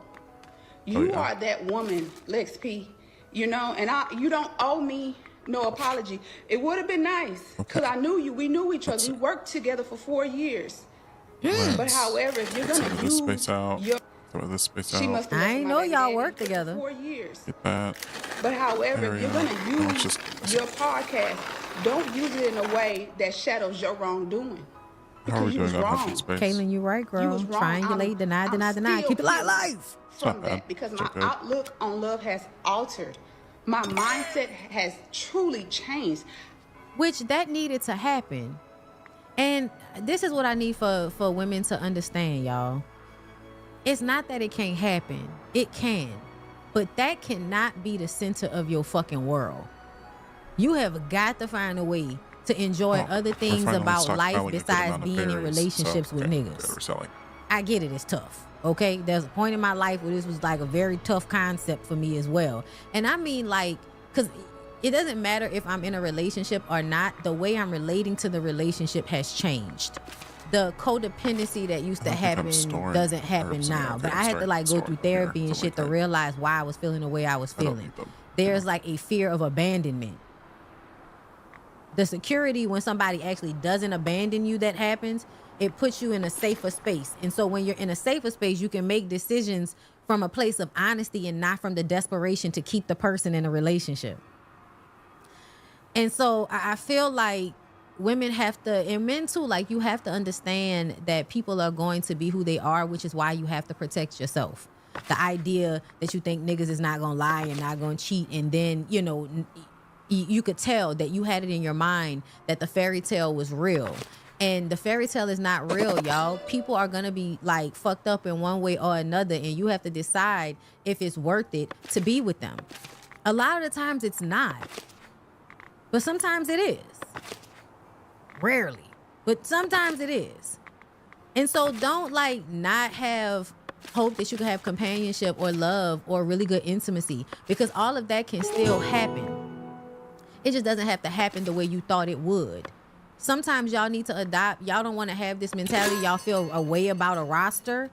It's not about fucking all of these different men, but it is about having different people for different roles in your life, so you don't feel like everything needs to be coming from one person. Because I used to do that too. Like, you feel like everything should be coming from this one person, and it is like this desperation to keep the connection, like a level of yearning or fear related to the relationship that's there.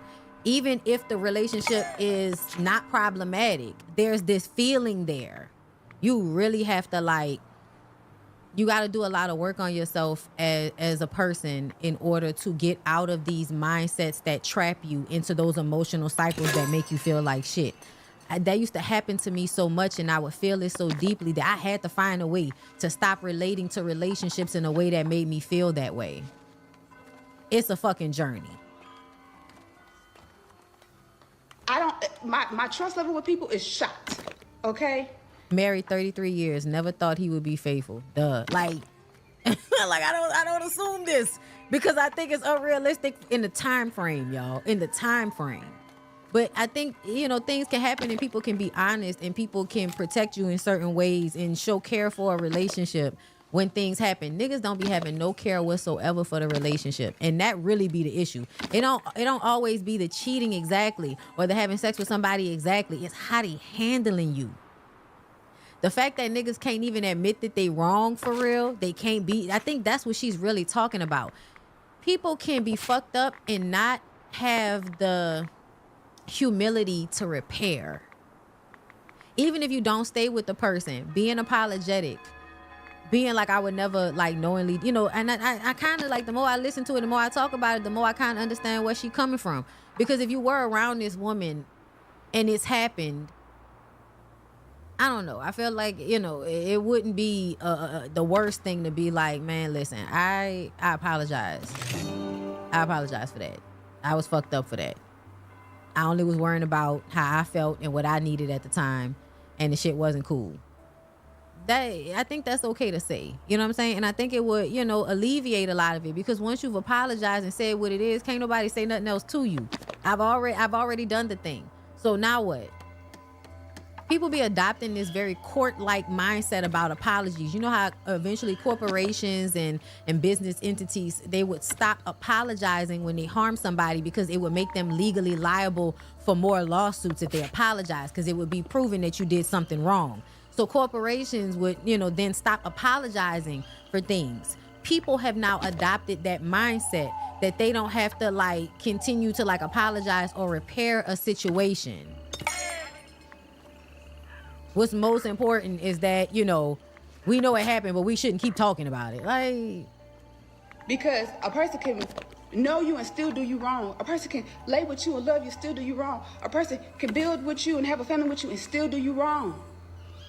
Because they can't stay in character anymore, right? Yeah. That situation out to me, That's and true I don't too. care about Niggas ain't good anybody enough saying, actors. Toya, well, you need to move on, or Toya, you bitter, or Toya, man, listen, that was my person. That was who I stamped as the man of my household, the father of my child, my children, because they saw him as my other two. You centered your life around him. And that's why I tell women, don't do that. Because then people's fuck ups and their choices won't leave you feeling, you know what I'm saying? Won't leave you feeling this way. It'll hurt, but it won't take away from you. Like, this is, like, for her, I could tell this was devastating. It shouldn't hit that hard. Like, it does. But that's why you have to wrap your head around the fact that people are who they are, and so you can't give over that much of yourself. That's what really happens. Like, you end up giving so much of yourself that when they handle you like that, it's like, but that's why you can't give them all that. Kids saw them as they did. And I did it for 4 years. Do you think this is cringy? I think it's sad. And I don't have family. That was all the family I had. I built that family dynamic. Listen, let's not act like we haven't done this. I just want to say that. Let's not. That's why we're having this conversation. Like, I've also been in situations similar. I was much younger, and it wasn't my husband, but it doesn't mean I don't know the emotions. I don't know the feeling. I don't know the gut-wrenching pain and the crying and all of that that you feel. I very much can remember my feelings and when things hurt and how they had me feeling. There were relationships that I was in when I was younger that had me not eating. I had to get up out of that shit. I had, relating to relationships in a way that it would make me sick. Like, and then keep trying to have the relationship with the person and literally dealing with them would make me sick. Not eat. It's one thing when I came from a family that I couldn't have. I didn't choose that family. So I don't have family, but the family that I created, that was broken. That was divided by people and their selfish acts. And guess what? People get to go on and have successful podcasts, go on and get to have successful rap careers. And me, I'm dwindling down in my businesses because my mind cannot operate off of the hurt, the pain, the betrayal, the broken heart. It's like, it's so much came on me. And so for people that just be like, move on, this is not an intentional position or state that a woman that has the livelihoods of many on her hands want to be. Yeah, I think it's unfortunate. I think it's really sad. She said, although this happened years ago, I recently found out that it was a 6-year relationship from what Lex stated. 6 freaking years? We were together 8 years during their 6 years. So how you didn't know about me? You both played a good role in my betrayal. Then portray like you're against men doing women like this when I'm the woman you done it to is sick. However, I want to air this out. Is rightfully earned. Yeah, no, if Lex got up online and talked about this on a podcast, that would reignite the pain, especially if I'm finding out about something that I didn't know about before. Y'all act like that shit don't be, girl, no, that'll hit you up a little bit. Like, even if you thought you was over the shit, let somebody, bring up some old wound that you had. That shit. I'm trying to see if Lex said more. Inkling was. I wonder what the original clip is of Lex talking about this situation. I mean, Lex apologized in the comments. You know what I'm saying? Okay. She said, I was lied to. 2, had to go to therapy, went through a lot. I would never knowingly deal with a man in a relationship. I've been in a relationship for 3 years and haven't even seen him for 4. Praying for your healing. Yeah, no, there was no apology in that. But I think that maybe what Lex felt was y'all only had a 2-year difference. So if a man could possibly hide that relationship for the first 2 years of him dating her, and if I'm with a man and I've been with him for a minute and then he got another girl, I might think I'm the main person. Like, I think it's a possibility, but I also feel like based on how close in proximity these people was, that's probably not the case. That nigga look like he's somebody that know how to get the girls. And another thing, niggas that know how to have good conversations are not like, there aren't enough of them out here, girl. There aren't enough men out here that a woman can just like have a good time with and get some dick. There aren't. Lex ain't sorry. She probably not. And I don't even know if I want for her to be sorry, because in all honesty, such is fucking life. The thing about it is people don't realize sometimes y'all gonna have to share these niggas that know how to have good conversations and know how to fuck good and got money and some charisma of some sort. A nigga squinting into the phone, I don't like that. I don't know if that would have worked on me. Okay, you only supposed to squint in pictures when you smiling and stuff. Like, when you posing and all of that. But being in a videos, just squinting at the camera and shit, doing that head roll shit, yeah, nah, that shit not gonna work on me. That worked on me back when I was in middle school, in high school, that Q type nigga. Y'all know who I'm talking about. Q from Moesha, you know what I'm saying? Shorty and all of that. Yeah, that shit low key would work because the dudes was like, they was smart. They was a little smart, you know what I'm saying? They was giving you can't really trust them and they gonna fuck up, but at least they know how to talk to you. They fuck up. They know how to come in there. Listen, shorty, I fucked up. I'm sorry. You know what I'm saying?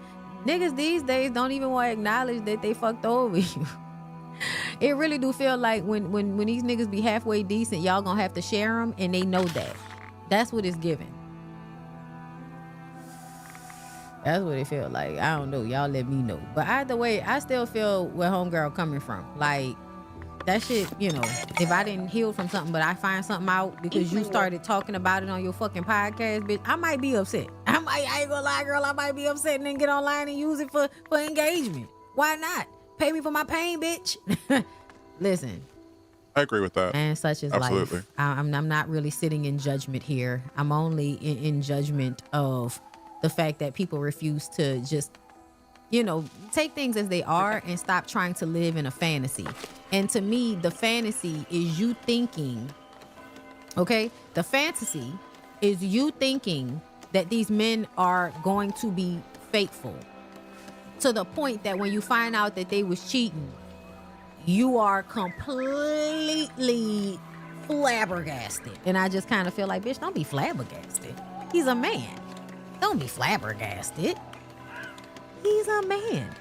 And in a somewhat decent looking one with some, like I said, some charisma, some money, and a mouthpiece amongst a bunch of dirty mush mouth niggas that smell funny. Yeah. The girls are fighting for the scraps they can get.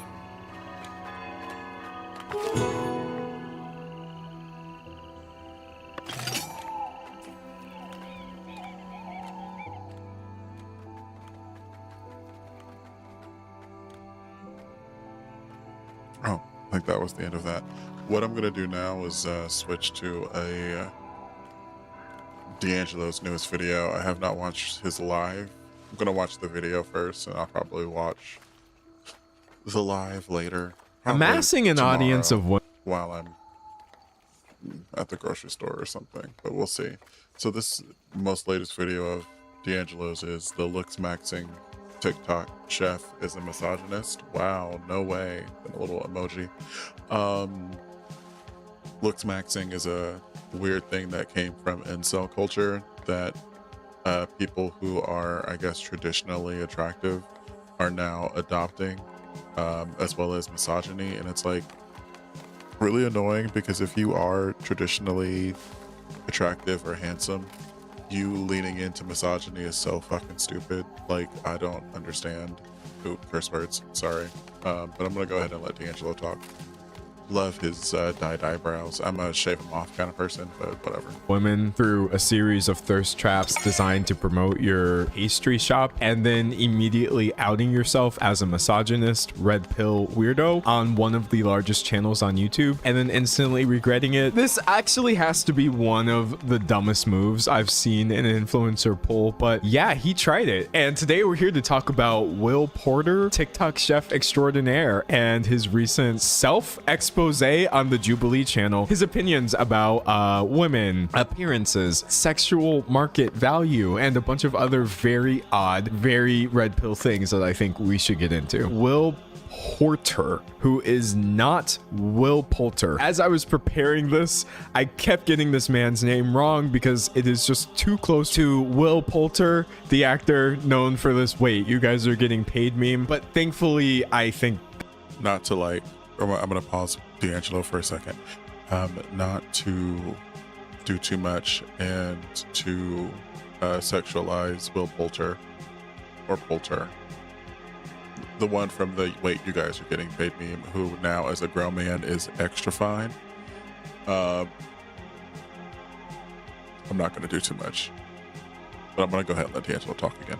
That guy is fine. He's not the one we're talking about today. Instead, we mean Will Porter, the chef in charge of Sable Boulangerie, which is my attempt at correctly pronouncing this pastry shop that he runs out of Gilbert, Arizona. Won't lie, the food does kind of look like it's popping. I love me some pastries. Someone said he does not look real. Yeah, we have ourselves a looks maxer. As much as I have literally tried, struggled, and fought not to talk about the looks maxing wrestling community. This dude is absolutely 1,000,000% part of it, and if you're wondering why he looks like that, that is why. Won't lie to you, don't know much about Gilbert, Arizona, except these people don't like him. It was really funny. Usually when I encounter a bunch of people mad at someone online, it's just internet randos like me who have no stake in the situation. But there's actually a bunch of people from Gilbert who are like, no, this guy is literally bad news. The vibes have always been off. But that has not stopped him from popping off, obviously, on TikTok, where he has over 300,000 followers, has a bunch of big videos showing off his shop, and that's why it did really well upon opening. The Arizona bakery is going viral. I braved a 3-hour line to see why.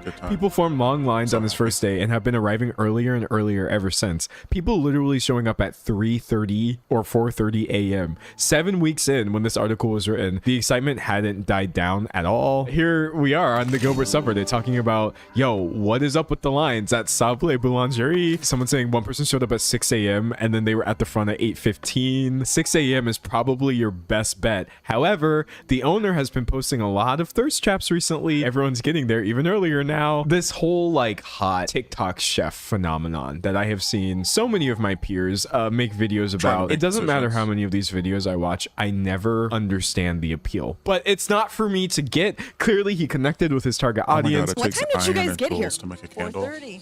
Yeah. Yeah, we waited an hour. We got into line about 7 a.m. We've been wanting to try it since they opened. Never underestimate the power of marketing. As for like, what is this dude's story? Who is he? Why do people care? I find it questionable. He goes from Arizona to Paris, actually. First week in France. This is all the way back in 2022. His time in Paris, which he maintains was very difficult for him. After he graduated, he didn't have it easy. He spoke minimal French and was relegated to a lot of humbling, hard work, cleaning kitchens, and taking on prep tasks like measuring ingredients. Absolutely not trying to say that baking is not hard work. This sob story is kind of sending me. His dedication paid off. Within a year, he landed a job at a high-concept Paris bakery from the chef who inspired his journey abroad. He refined his French and his baking techniques, climbing the ranks to head baker. It's really true what people say about pressure making diamonds, Porter says. Ready for a change, the pastry chef sought out a kitchen where he could slow down and flex more creativity, which is how he landed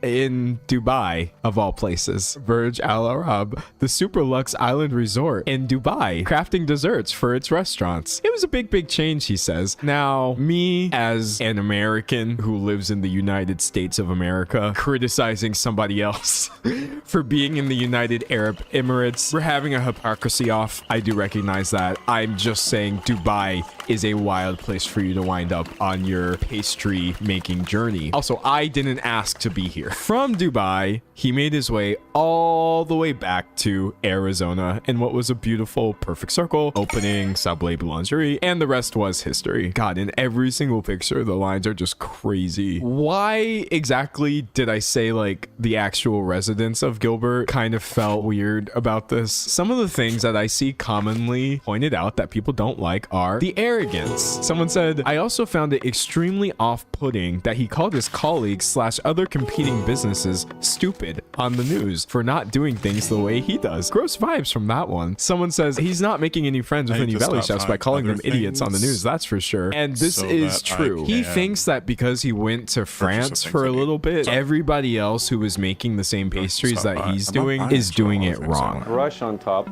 which is what most people do. You're an idiot and you ruin the croissant. You want something that's really perfect, where someone can really enjoy anyone the who says croissant craftsmanship, that hard because pastry who lives in is not America. just about food and culinary, it's a craftsman thing. This reminds me of like when I went to school for the first time and I took one class and I just thought I was so much smarter than my family. I was like, I know what things mean now. Despite all the people that he was managing to attract, he was also really putting people off. Even in the very comments of this, people were saying, this sounds arrogant to me. I'm going to stick to JL patisserie. Not nice calling someone an idiot. Let's not call people that. Like, I think he has a bit of an image problem, but people were just ignoring it because they found him hot. Someone said, I'm an idiot because I do things in the traditional way. Great take, dork. People are capable of making world-class pastry with nothing but their bare hands. And then we have, of course, the iconic Gordon Ramsay meme. What are you? An idiot sandwich. Also, I saw somebody mention the accent, and I can't comment too much about the accent. Yes, he did spend time in France, and yes, he does pronounce all French words in a very specific way, but he does talk pretty differently depending on what context he's in. Again, Gilbert Resident saying his fake French accent kills me. In the first video on his page, he has clearly not even a hint of an accent. Someone said this so bad. I have seen people say he's not even pronouncing some of these words correctly. The thirst traps were throwing people off as well. That photo of him lowering one side of his shorts and commenting on his quote vision of the future just seems weird. And yeah, I don't know if you've noticed, but I've been largely trying to avoid the thirst traps, but here, I'll just show you an example. Why not? Let's all suffer together. Isn't this so hot? Doesn't this make you want pastries really bad? It's okay though. Again, this was actually working for him, so I'm happy. Question mark. As you can see, the only thing he really has to offer is just some of it about plain white bread. And then people also kind of say the sob story throws them off as well. I didn't know who this guy was, so I looked him up. The first video I see is a description of his pastry background. He's explaining that he worked at a pastry shop in Paris, and then he gets a somber look on his face and says, working there was some of the most difficult years of my life because I'd have to stay up all night on Christmas Eve making pastry. Like, bro, calm down. Methinks the self-importance is a little too inflated. So again, no matter where you go, Will Porter has people saying like, something about this guy's vibes are off. Someone said, I'm not trying to be mean here, but there is something like off with this guy. Not necessarily that he's a con or anything like that, but I just get weird feelings. And oh, how right these people were. Before we get to the Jubilee video that really ruined everything for him, let's first talk about the warning sign. He actually kind of did expose some of these attitudes that wound up biting him in the butt later. Someone said, please tell me someone took a screenshot, this is a month ago, of the crash out he posted on his story on Monday that said something about you could be really decent looking and girls still won't reply to your messages. And Reddit being Reddit, somehow somebody produced the original a couple weeks later. This is so funny, bro. You know what's bothering me about the world? He posted on his story. You can have the most popular bakery in your state and still not find someone who wants to work with you. I've already been through 3, by the way, who quote, aren't interested in the opportunity. It's like no one wants to work anymore. You can be passionate, successful, and decent looking, and women still don't even return your messages. People you have known for years and loved stop talking to you out of jealousy. The more successful I become, the more isolated I feel, the more transactional things feel. This journey has taught me so much about human nature. All I want to do is make beautiful food. I hate to say it, but honestly, if you are decent looking and you have a nice job and this, that, the other, and what did he say? Women don't even return your messages. I think you need to do some introspection. There may be something else about the image that you're putting forward that is working against your goals here. Enter Jubilee. A mere 6 days ago, in the video, 1 anti-manosphere versus 20 manosphere people, featuring Mark Manson. The manosphere, again, just being your Andrew Tates, your Fit and Fresh podcast, I forget their names, all of the worst men imaginable with the most toxic takes, clavicular, looks maxing, etc. 20 dudes who all believe that showed up on Jubilee's channel to debate this one person who doesn't believe that. And listen, I have talked about Jubilee before. They really piss me off because I feel like even though their videos are genuinely entertaining, and also I'm the problem because I watch them, they're still problematic because they absolutely in no way facilitate actual discussion, and the very format of it is just more so focused on getting like shocking moments that people react to in the comments. Nobody ever learns, gains, just moves anything in a Jubilee video, and that's why I ignore all the ones about politics, because it's really just like, why are we giving 20 weird misogynists a platform for any reason? Doing it under the pretense of discussion is such a cop-out. YouTube kind of did him dirty because even just hovering over the video, look who that is. Everybody was like, why the helly did TikTok chefs show up in this manosphere video arguing against an anti-manosphere blogger, influencer, whoever this guy is? I don't know. The part where I was like, oh no, is right here. Real quick, I want to do a quick poll. Raise your flag if you think Andrew Tate is a good influence. Raise it high so we can count. Net pause. Raise your flag if you think Andrew Tate, who I'm pretty sure just got arrested again, is a good influence. And we got Will over here. This is a very wimpy flag race, by the way. These other dudes are like, hell yeah, misogyny.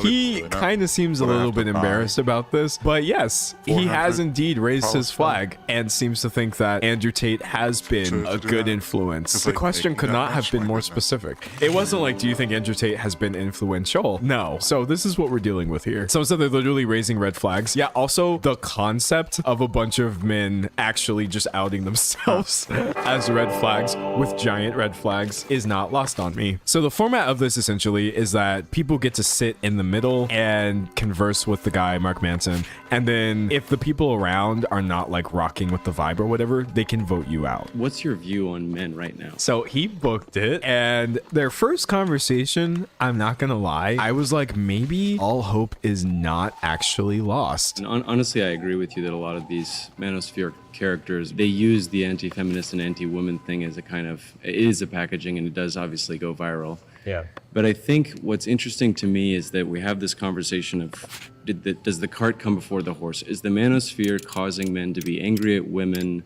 and that's causing more incel behavior, or was that? Yes. Can I interrupt you and say yes? There doesn't need to be a or a second option, but go ahead. Is the society becoming more difficult for men to navigate? I'm going to say that. What's the question one more time? Yeah. But I think what's interesting to me is that we have this conversation of, does the cart come before the horse? Is the manosphere causing men to be angry at women, and that's causing more incel behavior, or yes, was that? Yes. Can I interrupt you and say the answer to both those questions was yes. Women, and that's causing more incel behavior, or was that?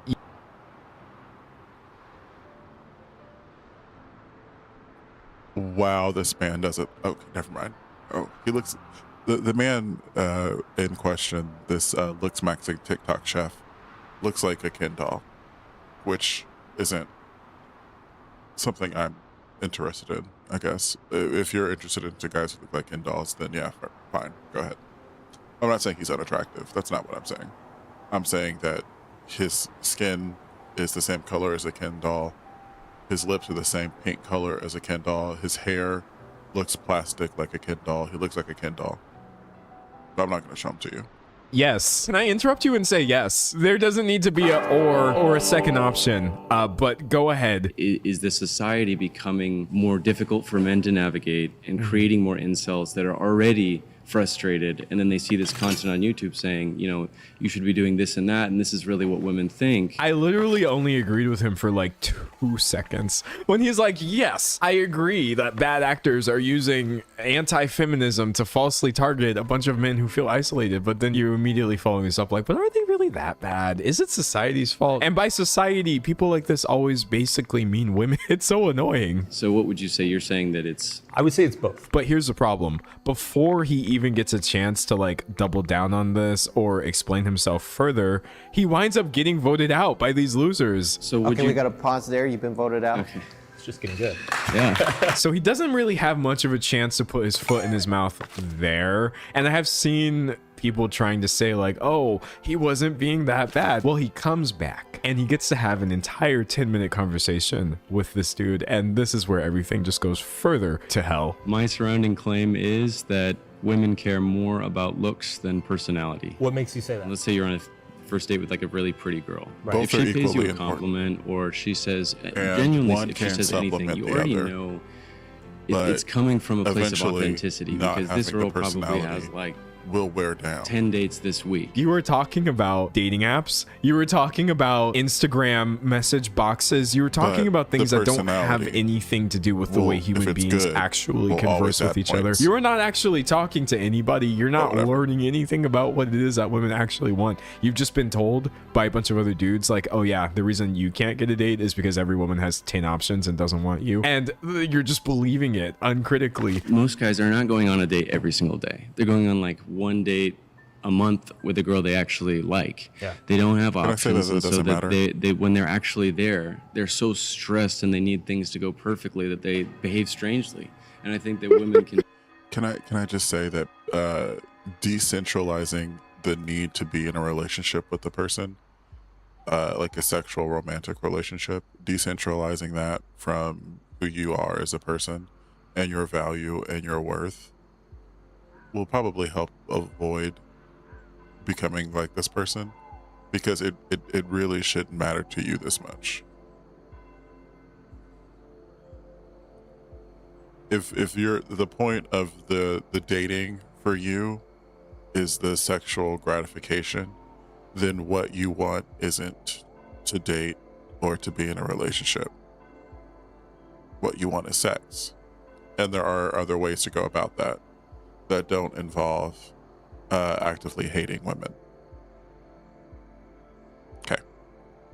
Perceive that. Do you see how it's women's fault? For the past 1 hour, so this dude has basically just been saying, hey, be normal, be authentic, be yourself, stop worrying about how other people perceive you. And it all comes back to, well, how can any guy do that when every single date is such a big deal because women have 10 dates lined up, but like if it goes wrong for a guy, it's basically over. He only has one a month. Stop making excuses for why women find you repulsive and just level up a little bit. I don't know what to tell you, my guy. You're describing as like, you need to be this authentic guy that if a girl blows you off, you say, hey, no worries. Yeah. That guy is a guy with a lot of options, and the guy with a lot of options is usually just a really handsome guy. One of the things that constantly sends me about this idea that it's only the handsomest guys in the entire world that manage to date anybody. Do y'all go outside? Have you ever been to a grocery store? Have you ever been to a movie theater? Have you ever seen a place where a lot of couples are congregating? I just swear to God that the average dude who has a girlfriend just looks average as hell. There's nothing wrong with looking average. That's why it's called the average. I struggle to even think of people that I actually know that are like movie star level looks or like looks maxing fine. They're just nice dudes who get along really well with their girlfriends because they mesh. And all of these people, most of them were like friends first, or some of them meet online or whatever, but like this is a fantasy. It's never been a better time to just be a bare minimum normal guy. I can't explain to you how big of a deal it is to actually just have normal opinions as a man right now. Focus on being a bare minimum normal human who treats humans like humans. You're not even gonna have to worry about any of these other men at all. People just don't want to be in a relationship with someone who genuinely thinks that they are entitled to their time and body, because that's very uncomfortable. What would you say about examples of ugly dudes with smoking hot girls?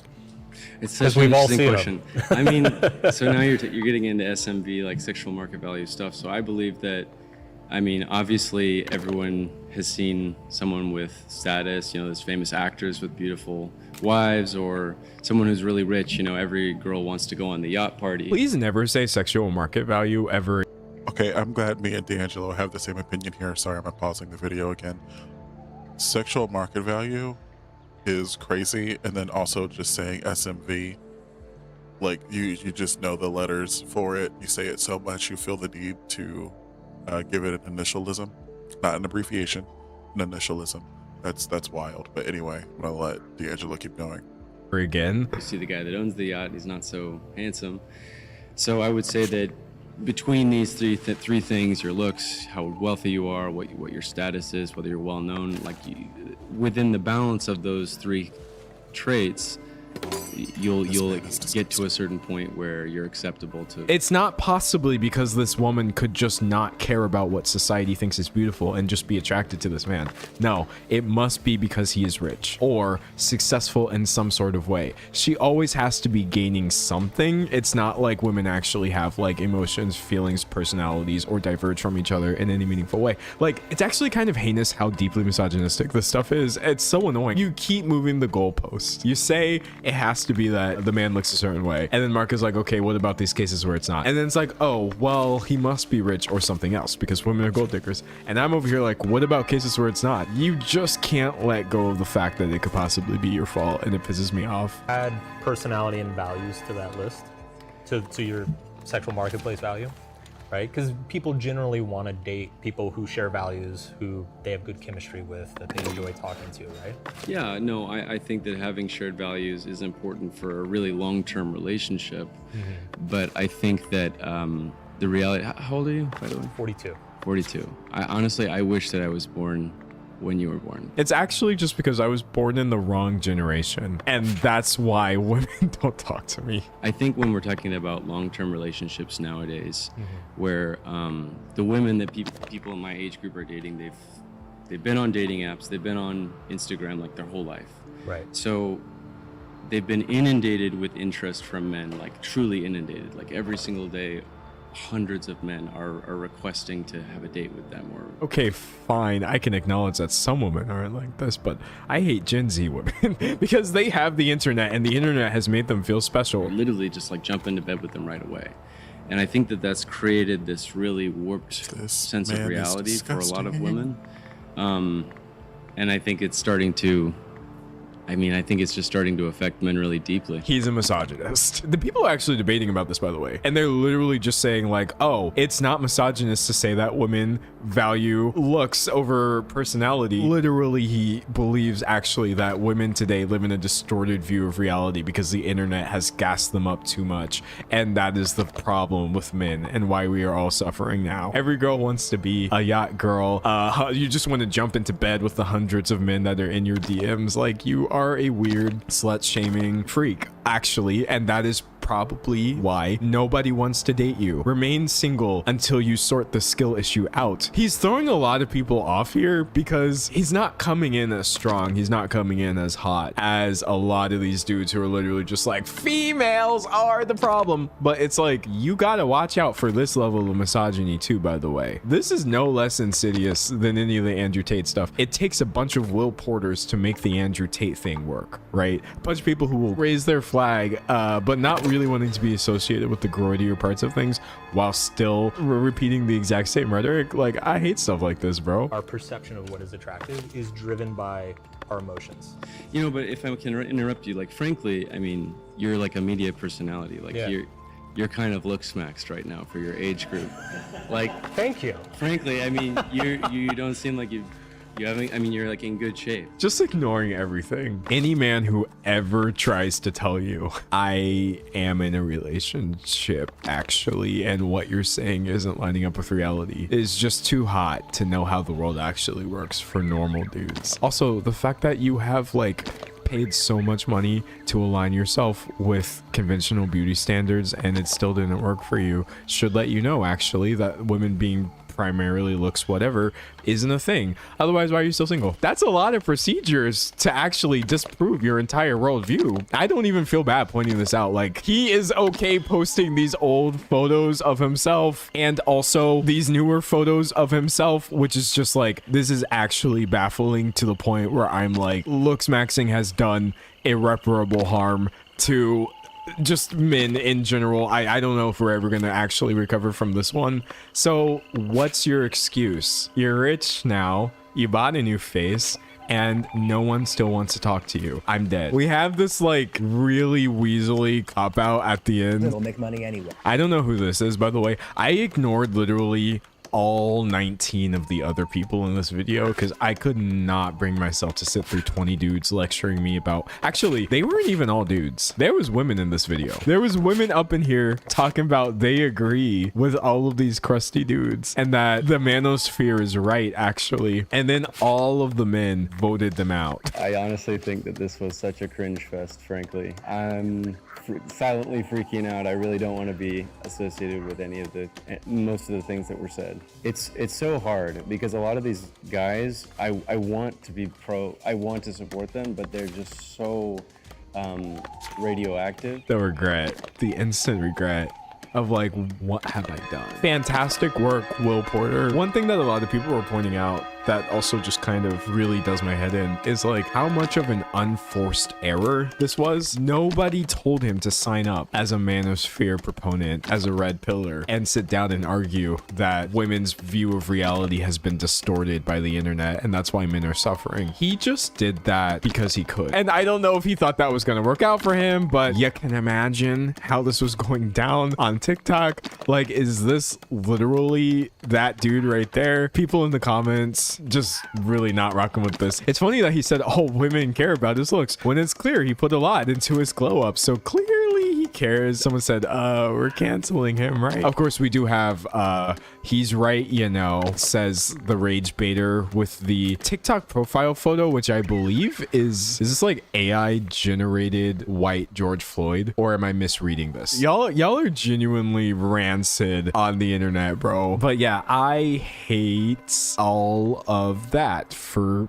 all of us. He gave a statement, by the way, to the local news, the Phoenix New Times, and it says, "I understand why my participation in a video framed around the quote-unquote manosphere and Andrew Tate raised serious concerns. I want to be clear. I do not support Andrew Tate, misogyny, or any ideology that demeans women." So, yay. He must be so mad that back when he was an average looking guy who looked fine, by the way, he really looked okay. He thought he figured it out and was like, women are stupid. I'm just going to turn myself hot and sell pastries, and finally people will get up in my DMs. But then it still didn't work because his vibes probably became even more rancid than they were before. And that's why he's on his Instagram story crashing out about how you could be a successful chef and a decent looking guy and women still won't return your messages. You actually genuinely framed the entire last few years around your life over this plan that still failed when all you had to do was go out and speak to one woman, preferably more, but any normal human being not over the internet would have disproved all of this for you. So I think probably that's why he's really, really mad, because I would be mad too. That's pretty much all I have to say. So I'm just gonna move on from this whole Will Porter drama, and hopefully you never have to think about this ever again. I know I will certainly try not to. And yeah, I actually recorded this video live right here on YouTube, where I stream quite frequently Tuesdays, Thursdays, and Saturdays at 12 p.m. Eastern time. Unless, of course, I don't, in which case I'm probably just sleeping. But yeah, hopefully I catch you in the next stream or the next video. And if not, that doesn't matter at all. Okay, bye.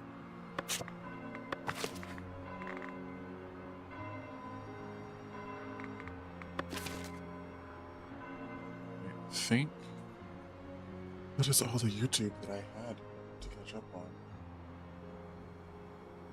But I don't. Yeah, let's just listen to old D'Angelo videos. To oust it. Now, before. Oof. This one's pretty. This one seems pretty rough. Let's go with the anti-woke university. Free education ran by a transphobic lesbian. Why not? What a crazy sentence. I once met a homophobic trans man. That was interesting. That was a fun day. Free education. Who here is a big fan of going to school for free? Personally, I unironically support it. I think it's a great thing, but I think this is a monkey's paw scenario. What if I told you there was a university you could go to for free that was owned by a transphobic lesbian who is also a Zionist, the current editor-in-chief at CBS, and is getting propped up by people like Donald Trump and various billionaires to promote an agenda to impressionable young college students? Because that is unfortunately the free education we're talking about today. And when I tell you this person in question is absolutely unhinged, I mean it. So what is an anti-woke university? And why are the people there, the faculty members, beefing with each other now? I'm D'Angelo, and this video is about anti-queer people, anti-woke universities, and why we should probably be canceling CBS if we're being honest. So, Bari Weiss is the person we're talking about. She is a columnist, she is a writer. I'm here to tell you today she's not a very good writer, but you know what? I may be biased. And after deciding that mainstream media was a little too illiberal for her, she started her own media outlet called The Free Press. Things you need to know about Bari Weiss. Anybody who happily pleads guilty to being accused of being an unhinged Zionist, anybody who is a supporter of Israel and the things that they're doing, these aren't people who need a platform to disseminate a bunch of information. But she's a hateful person, and maybe that's why it's not surprising that you have all kinds of hate on her website. Publishing article after article about gender-affirming care is dangerous. I know because I helped pioneer it. My research on gender dysphoria was censored, but I won't be. Yeah, maybe because the researcher in question described gender dysphoria as a, quote, social contagion that can be spread among children. Or I thought I was saving trans kids, now I'm blowing the whistle. You name it, if there's some sort of hateful agenda, you can best believe Bari Weiss is going to be behind it, trying to figure out how to profit off of it. And that is why billionaires love her. Billionaires like David Ellison. Well, he's the son of a billionaire, but I mean, that's pretty much the same thing, right? Son of Centa-billionaire, which I guess they're evolving now. He's also the CEO of Paramount Skydance. And in their attempt to become Trump's new favorite organization, he decided to purchase the Free Press for $150 million and install Bari Weiss as its new editor-in-chief. I see so many people in chat right now mentioning that Barry Weiss is a lesbian. To actually genuinely have an entire wife who you have children with, you know, good for you. Even though the wife in question is no better because she also co-founded the Free Press thing with her spouse, Barry Weiss. To be any sort of LGBT and against the T, I think is really speaking to how deeply unprincipled people like Barry Weiss are, while simultaneously telling us that they are the principled ones. If you look at their website for the Free Press, telling us that our core values are honesty, curiosity, respect, hard work, independent. No. Y'all's core values are hypocrisy. That's your core values, that you're an absolute hypocrite. She apparently is still keeping the Free Press going. That podcast is podcasting. Of course she has a podcast. At this point, you should have guessed it. It looks like she is... What's going on with the vegetables? Oh, okay, talking to Woody Allen. Great. That's what you're doing on your podcast, platforming Woody Allen. In 4 months ago, you're also, I guess, hanging out with Amy Coney Barrett, the Supreme Court Justice.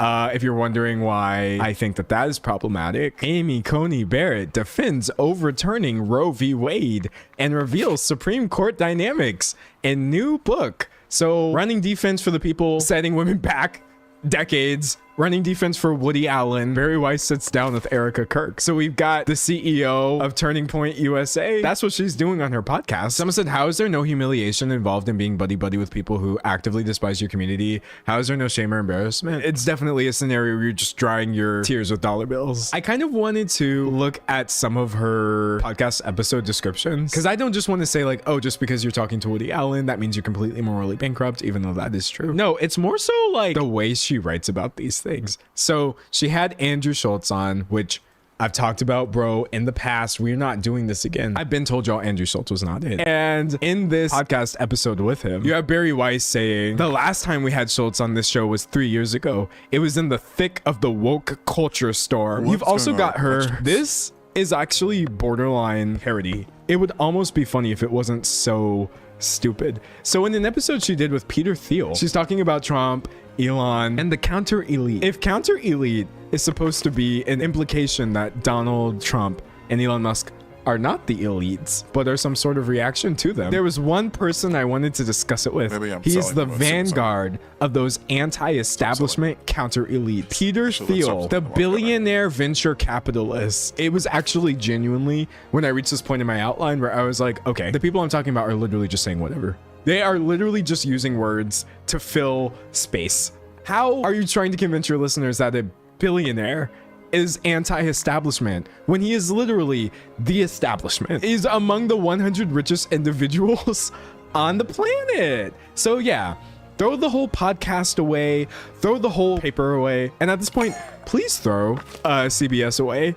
Paramount, all of this. You know what's really funny? Despite literally everything I just said, she still considers herself a centrist or even a moderate liberal. It's just the unwillingness to call yourself a conservative is what's really getting me. She's described herself at various times as a left-leaning centrist, a moderate liberal, politically homeless, a radical centrist, and a conservative. Okay, so she's like everything everywhere all at once. Yeah, no, she's a conservative. She's right-wing. Stand tall in your truth. Don't do that, because you need to go away and stop what you're doing. Let me tell you this right now. If Donald Trump is on 60 Minutes saying that he is your biggest fan, he's literally talking about her right here. I think you have a great new leader, frankly, because the young woman that's leading your whole enterprise is a great... From what I know, I don't know her, but I hear she's a great person. If Donald Trump hasn't even met you and thinks you're a great person just off of your list of achievements, you need to re-roll in life. You know, you make a D&D character and you're like, oh, I have these stats. Start another sheet. Sorry for the Trump scare, but I feel like it's important information. This isn't exactly some completely harmless institution that has stupid ideas. This is being backed by somebody who has some of the most powerful people in the world aligning themselves with her because she will cover for them on a podcast, or they agree with her pro-Israel stances or her transphobia, etc., etc., etc. You know, you've already started your own media company, which you failed upward so well at that you are now also the editor-in-chief at CBS News. A few years ago, she was also like, let's go ahead and start our own school. This is hot off the Free Press. We can't wait for universities to fix themselves, so we're starting a new one. She didn't write this, but Barry Weiss is 100% one of the co-founders of the University of Austin. I am so pissed at them for naming their university the University of Austin. And here's why. Because there's an actual